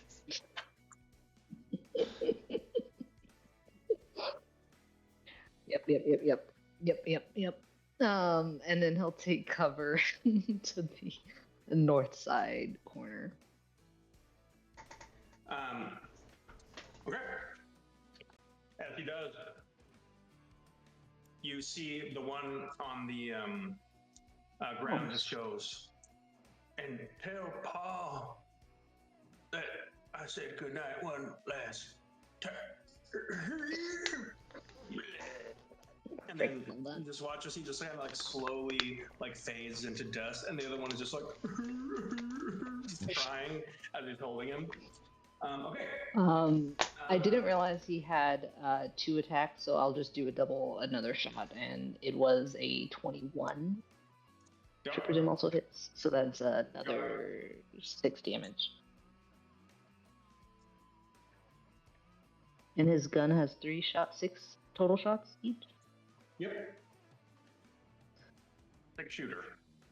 Don't want to be a gunslinger, that's her. Okay. Enoch. Body turns to ash sludge on him. He just brushes it off and then watches not Autoluke, other crazy old man, Saul, do all of his fire shit, and a single burnt ember from that crate like floats up and across the room towards him, and he reaches out into the air and grabs it, and it forms into a small spherical orange ball, and then he flicks it back towards the entrance. Finally, just now remembering as a player that fireball thing that I've had this entire time. So I'm fireballing the entrance That's where the point. We make big fire. We make big bada boom. where the the west side. Yeah. Okay. As you invoke the blessing of Vorakai, what is your monk DC? It is stunning strike. God. 14. Both fail. That is 27 points of damage. Nice. You watch as the arcane runes of the tent light up, as the tent takes double that damage. Oh boy. It's fine. I was going to say, big tent, make big fire, and then I was worried about that too. But oh well, fuck it. It's a lot of fucking damage. That's a lot of damage. All right. It's just no more. Okay. My turn. Nope, still my turn. Oh. All right. He's going to run after that fireball as it flies through the air, and through the explosion, he's going to try to drop kick that commander and shove him back. This one? Yeah, using his hasted action. Okay. Is it a shove action? It is the shove action, yes. So what is that? Strength. So I need to make a strength or dexterity. Not a That's very... the check, right? No. It is just my strength save, which is 8 plus strength plus proficiency. Okay, nothing happens. Okay. That brings us to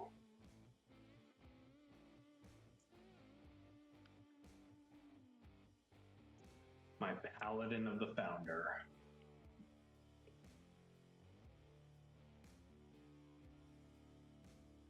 The Bastion Knight. All right. I'll take the dodge bonus action. Okay. Do I take damage for going through your flaming spear? Be super honest. Give me 1 second. Let's look. Dumb and Dumber Path. 3 points damage. Okay.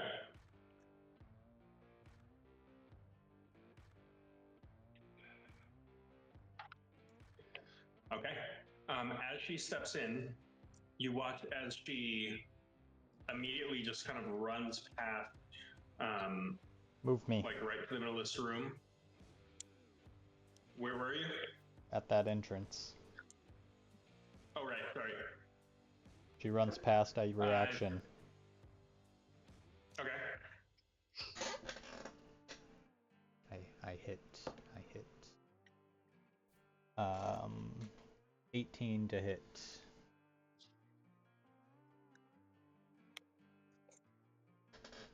Miss. Fuck. Okay. He One day Sentinel will matter. is going to take her massive sword, flip it, stab it into the ground as she begins an incantation, which, as it is completed, you watch as some of the words you make out at the very end, almost like a solemn whisper, she just says, "And by the light of the founder." And you watch as there's this like brilliant, radiant energy that is just like building up from her. And there is just this explosion of radiant light that fills a 30-foot radius sphere, which is going to hit everyone in this room. I need everyone to make a dexterity saving throw.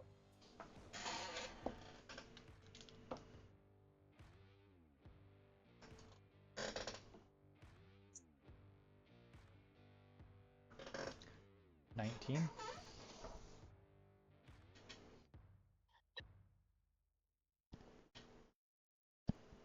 Okay. 8.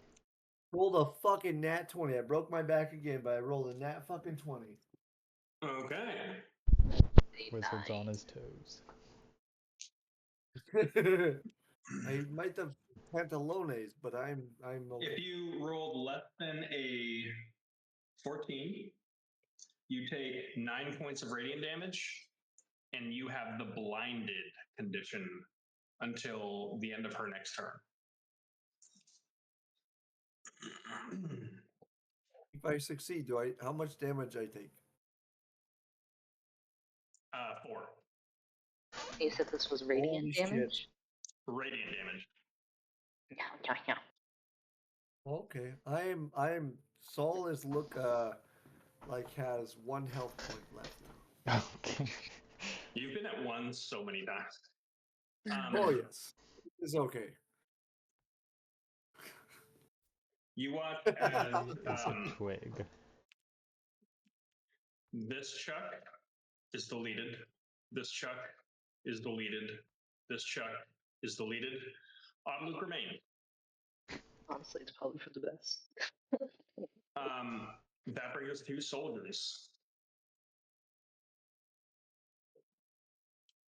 Uh-oh. Hmm. They penetrate back doors. That is not good. Saul died.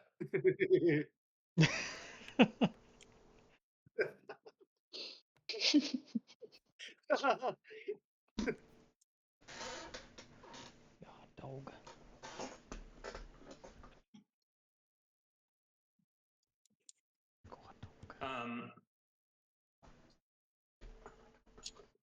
One shot on Luminora, 1 shot on Saul, 1 shot on Enoch, 1 shot on Chuck. Luminora, I might actually stay alive. you have no cover. So this first attack is a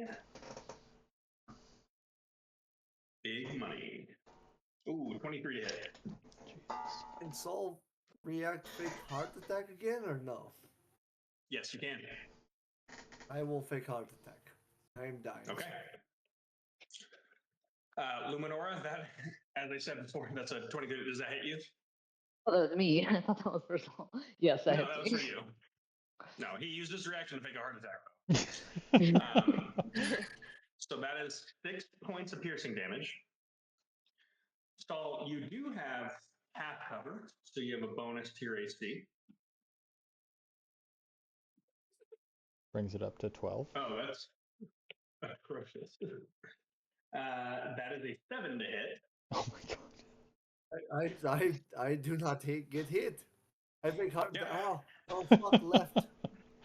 You fake a heart attack, and the guy kind of like cocks his head at you, holds the gun up to just blast you anyways, and he just shoots the pole in front of him. And then he just kind of like points like he was pointing somewhere else, and kind of like looks around to like, did anyone just see me whiff? And no one seems to have noticed. I, And in, he kind of in just leave like of fear, I might leave the old man fart out. This little one. noted. I'm gonna get you. All right. That brings us to the third one, who's shooting Enoch. 20 to hit. Barely. Yeah. 20 to hit for 7 points of damage. Should you choose to accept it? I don't have a reaction, so I shall accept it. Take it, boy. That's 7 against. Or sorry, I got 18 against Charles Oh, for that's 7 points of. unfortunate. On Luckers. Yeah. You have your heroic inspiration. Oh, you know what? I'm gonna use it on my concentration because that's what I need to use it on. Cool. Haste is still up. That does hit you. Chucky takes 7 points of damage. Crystal net is very good to use when in fight.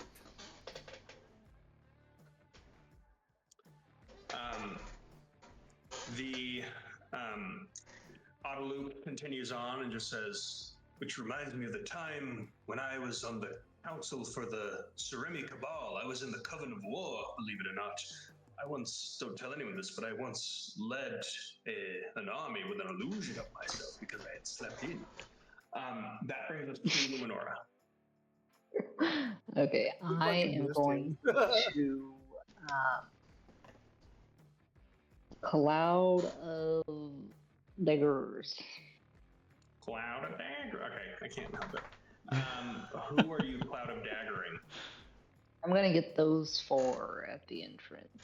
Or that other Mhm. entrance. This one? Yeah. Yep. Or yeah, I mean it's a 5-foot cube, so. Mm-hmm. Yeah, you need them all. Just, What yeah. happens to me? Try and block off that whole entrance. That is going to be 10 damage. But you get it. They're Do you want me both- to do anything, or what happens? Yeah, you just take it. Okay. Starting, entering it for the first time, or starting their turn in the cloud. So this, I guess, would be. Yep. So, just because of what I have, you watch as Luminora's book flares open, and you watch as these books just start flying off the shelves and like shredding their own pages and basically turning the bindings into little shivs as they're just like dancing around. And there's like these little origami, like little knives that are being created from the paper as it's just literally death by 1,000 paper cuts as they all turn into a just shredded mess of leather scrap and humanoid flesh. Can I drink a potion as a bonus action, or is that action? Not very strong. You can drink a potion as bonus action. I will drink a potion, and I'll get you. We'll try and help you out, Sal, but you gotta help yourself before you help others. Yep. okay. Let's see, As I where always am I say. in the green? Smidge. I am there. I will. Can I move to the east wall, kind of by the treasure chest? Yep. Yeah. This brings us to phase 3. I'm going to put something away. I'm still listening. Please speak in an orderly fashion and tell me what you're all doing. All right, everybody talk at once. Phase 3. Is this our like in between? It's our free- Do one thing, free action. Yeah. I mean, I feel a little Saul fucked is here. going to put himself in jelly and make himself look like he is not there, and do oh no, he cannot do that. Never mind. That would be all bad. Fire would go away. Your flaming spear would. Yeah, that would go away. So never mind. Okay. Who else is doing so?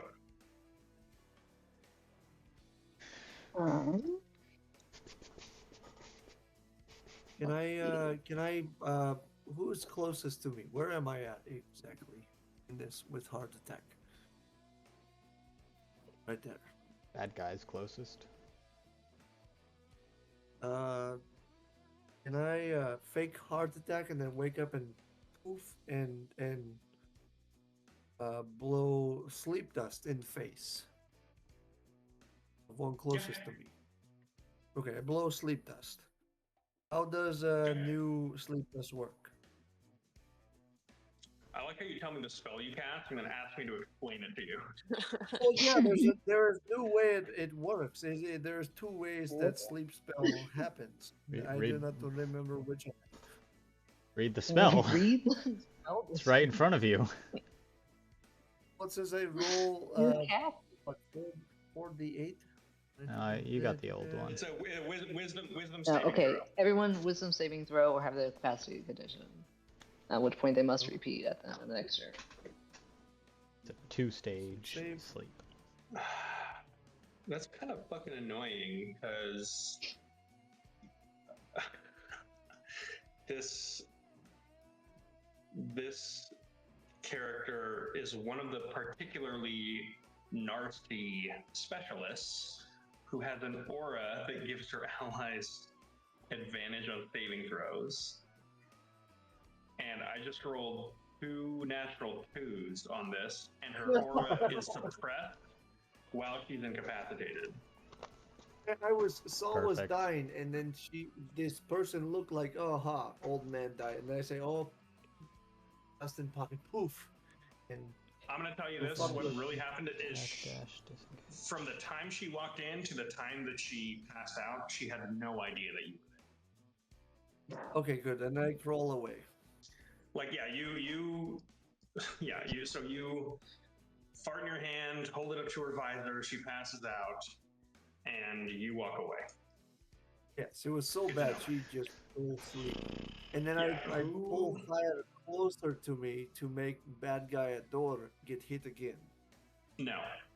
You Okay. get one free action. I already said no combat, and I allowed a combat thing, but it's too late and I it's just fine. say things and then you tell me what is yes and what is no. That is all I do. Correct. Yep. And Okay. how they work. All right. I'm glad Someone we have else, understand. please. For the love of God. Enoch runs across the room. Can I- Everyone's talking. Go ahead, please. Enoch I runs know you across. cannot wait until I come out there and make this so much worse. I was just gonna say, can I just run my roll my concentration check? You don't need a concentration check. You didn't take damage. Oh, right.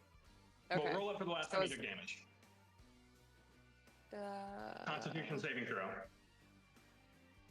I thought you said it was just intelligence. No. This is because you took damage, so you need to see if you maintain your concentration. Oh, okay. The DC 19 is. plus 3. Yeah, you're so fine, you're 22. You're fine. Go ahead and roll your intelligence check. Okay. And this is to maintain concentration? I thought that's what I just rolled for. Nope, this is to perpetuate the effect and see if it actually does anything this time. Okay, that's a 16 plus my intelligence, so 21. Oh, you just knocked 2 damage dice off of the next volley. Sick. Enoch will run across the room towards, I guess, Luminor. Passing by Saul, he will use his action normally to kind of forcefully, like slap him on the back, whisper a word that only Chuck understands, and you feel your body knit itself back together. I'll tell you how much you heal in a little bit. Then I'm going to use my hasted action. I feel like No hasted action. You get one free action. I'm moving at crack speed, and I get the same. It's an object interaction, but all right. Then he goes and steps next to All right, you Luminora. son of a bitch. I'll give it to you. I'll give it to you. All right. What do you want to do with your object interaction? He shoves that well to the opposite side of the table and grabs those swords. Give me a perception check. Yeah.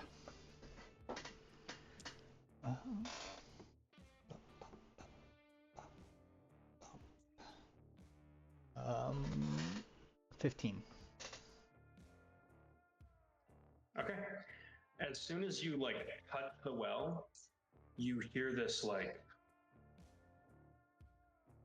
deep voice in a language that you don't understand, and it kind of just rolls for a little bit longer than you would have expected it to, as it kind of has this uncanny way that it is kind of spinning on its base, and it takes a little too long to settle, and that you get this sense of dread that just slowly dissipates.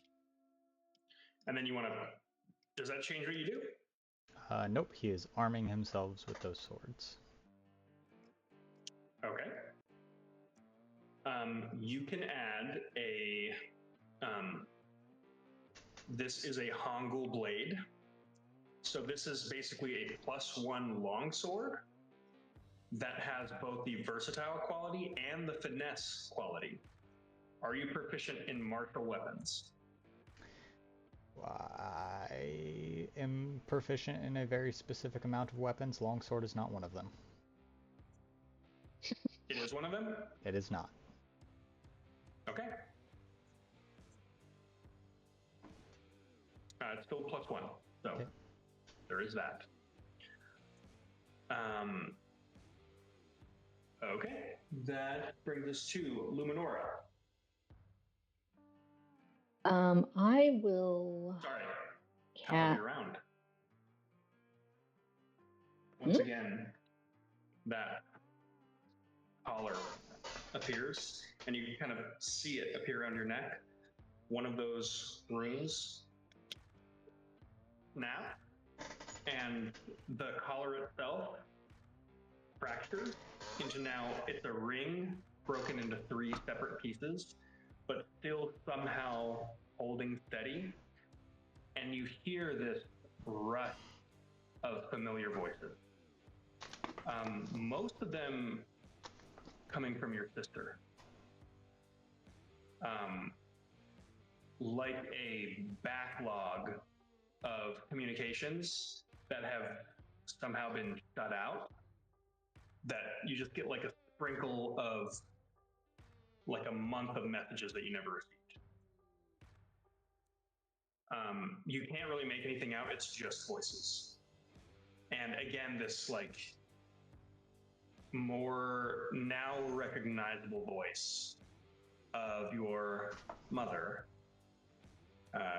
Tessa Cathari, as that voice that was previously on the wind. You hear her incanting right now, and you get the sense that from wherever she is dismantling whatever arcane effect is on you right now.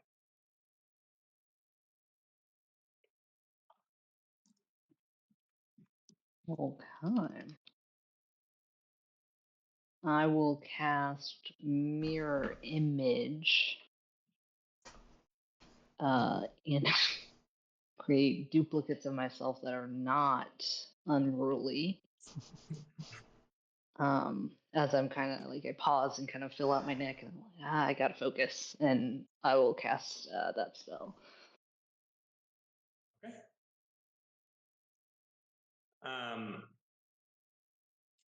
Okay. You cast the spell. A bunch of mirror images of Luminora appear as she just kind of gives this perplexing look. This moment, of course, broken with the silence broken by the rambling voice of Otto Lucas goes, I don't know, I'd say I've died approximately 7, maybe 8 times. Okay, that brings us to, I think everybody's gone. What's Chucky doing? Oh, Chucky, I don't know what to do with this man. He can search, he can loot. There's a bunch of other potions. There's a bunch of non-auto Yeah, potions let's over here that he might keep plug. going through potions. Unless there's like a weapon nearby that he eyes, I think he'll just keep going through potions. Okay. Is he going to go through the auto-look ones? Are there some more normal looking ones around? Yeah, there are. Yeah, we'll go through those. Okay. There's a big one and a medium one. Do they look like drinking potions or throwing potions? They look like drinking potions. Chuck would associate their red color with healing. Oh, nice. Okay. He will throw the medium one to Sal. Okay. Sal dies. That was enough damage to kill him. Okay. Throws it to Sal, who catches it. All right. That is going to bring us to Volley. Is anyone doing anything other than duck and cover? And drink what is given to me. Oh, Good you call. heal 6 points from my hand of healing. 6. Okay, this might help. Thank you. You also get 4d4 from the 4d4 plus 4 from the healing potion. All right. Who is roll 4d4? You do. You. And I'll say, just because I'm a merciful DM, you can do that and take the duck and cover action between Chuck giving you the potion. But then the gloves are off. Anyone else doing anything other than a duck and cover? Duck and cover. No, yeah. Okay. So everyone go ahead and take advantage because of Mazarin's misinformation campaign. 2 damage dice are going to be removed, leaving it at where it was last round. Wait, does my haste already does not ducking and cover give me disadvantage, which is then canceled out by my haste, or is it just Correct. push? Okay, then I'll throw the swords at the sound on the roof. Nice. I can't You'll use throw the what now? the sword at the sound, like we heard somebody crawling on the roof, right? I thought you said that. Yep. Yeah. I throw it vaguely in that direction. I can't use this shit. Shouldn't have touched this sword anyways. Okay. Give me a dexterity check at disadvantage. Yeah. Ooh, that's a natural 20 and then a 16. Man. Dexterity check. That's a dirty 20.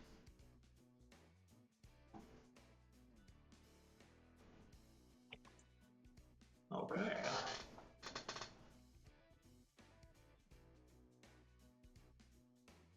Go ahead and roll a 1d8 plus dexterity plus 1. 10.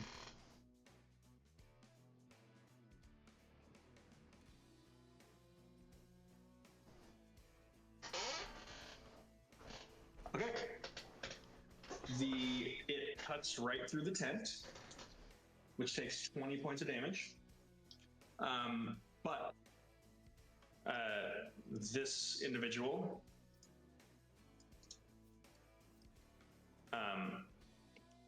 will take that 10 points of damage, falls into the room, does not take any fall damage as he just like lands 3-point stance. He's got this like whirling like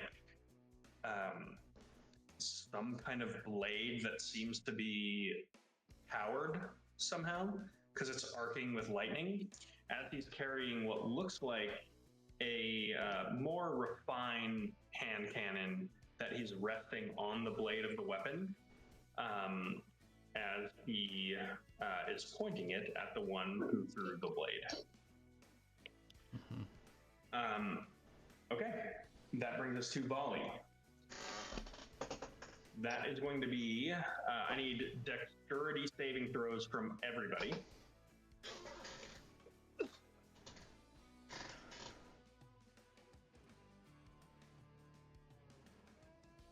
Natural 19 plus 1, I think I has an unnatural 20. Okay. Unnatural 20.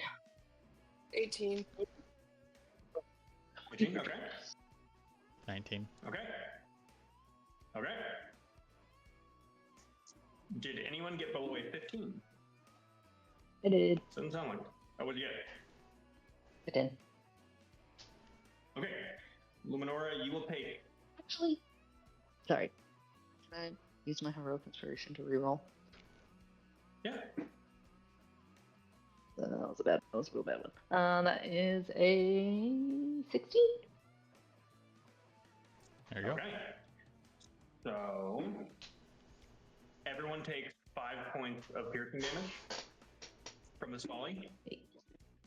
The tent takes 20 points of piercing damage, which the tent is at 258 points out of 500. It's very shredded. It's getting there. Concentration is It was still up. mostly the fireball. Um, Oh, thank you for. as we go into the incoming combat phase, Luminora, once again, quick roll the dice.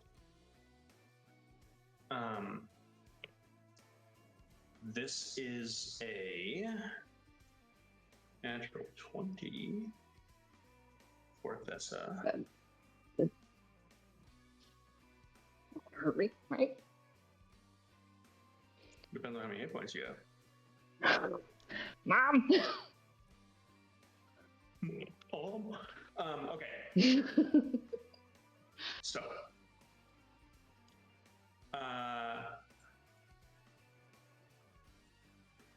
Oh, no.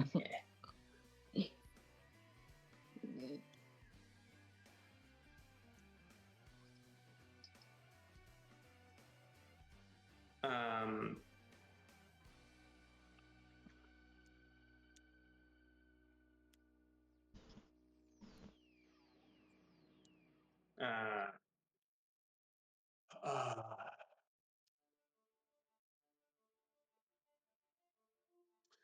you hear a symphony of voices. One of them being extremely familiar. You hear also the voice of Ilvaraya, which is the matriarch of House Lysandra. You've met once, a long time ago, and she is also incanting in perfect, like in cadence with your mother. Next to her, you hear the voice of Sarathiel, which is the matriarch of the House Maelstrom. I'm sorry if I'm getting these names wrong, if you've made them up before. Oh no, because, I'm just surprised they're working together. That was my face, not a. I can't believe it. Okay. No. So there are a total of. Sorry, there is one additional voice which is the voice of Vailien, as that is the matriarch of House Vorinth. Pretty much everyone except for House Volantis here. And actually, you do hear the voice of Adriana with the House of Volantis. And you go ahead and give me an Arcana check here. Mm-hmm.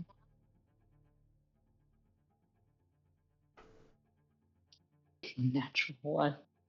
Oh. 11. Okay. So you might still be able to figure this out on your own, but I'm not going to spell it out for you.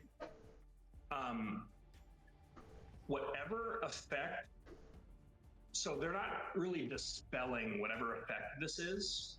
They're trying to accomplish something, and by them just burning an absurd amount of spell energy, they're essentially just brute force, like breaking down whatever protection ward is on you. I'll say the arcane language that you can pick up just by being a wizard. The word that continues to recur, or the one that comes to mind, is the word gate. Gate. Interesting.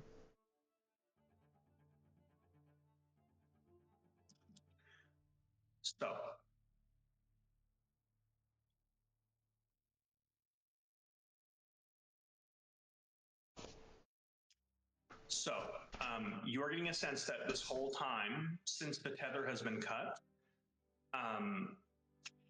there has been basically a coalition that has been attempting to affect Luminor with some kind of spell energy, and that has just been slowly but surely eroding away some of the protection glyphs placed on you by the Ledgerman. Because you would now recall that.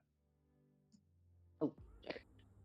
You would recall that as part of joining the Ledgerman, a part of that entailed them cutting you off from the rest of the world in your previous life and making you, it's almost like a non-detection, like making you unable to be tracked with certain like divination magics and unable to be like forcefully transported.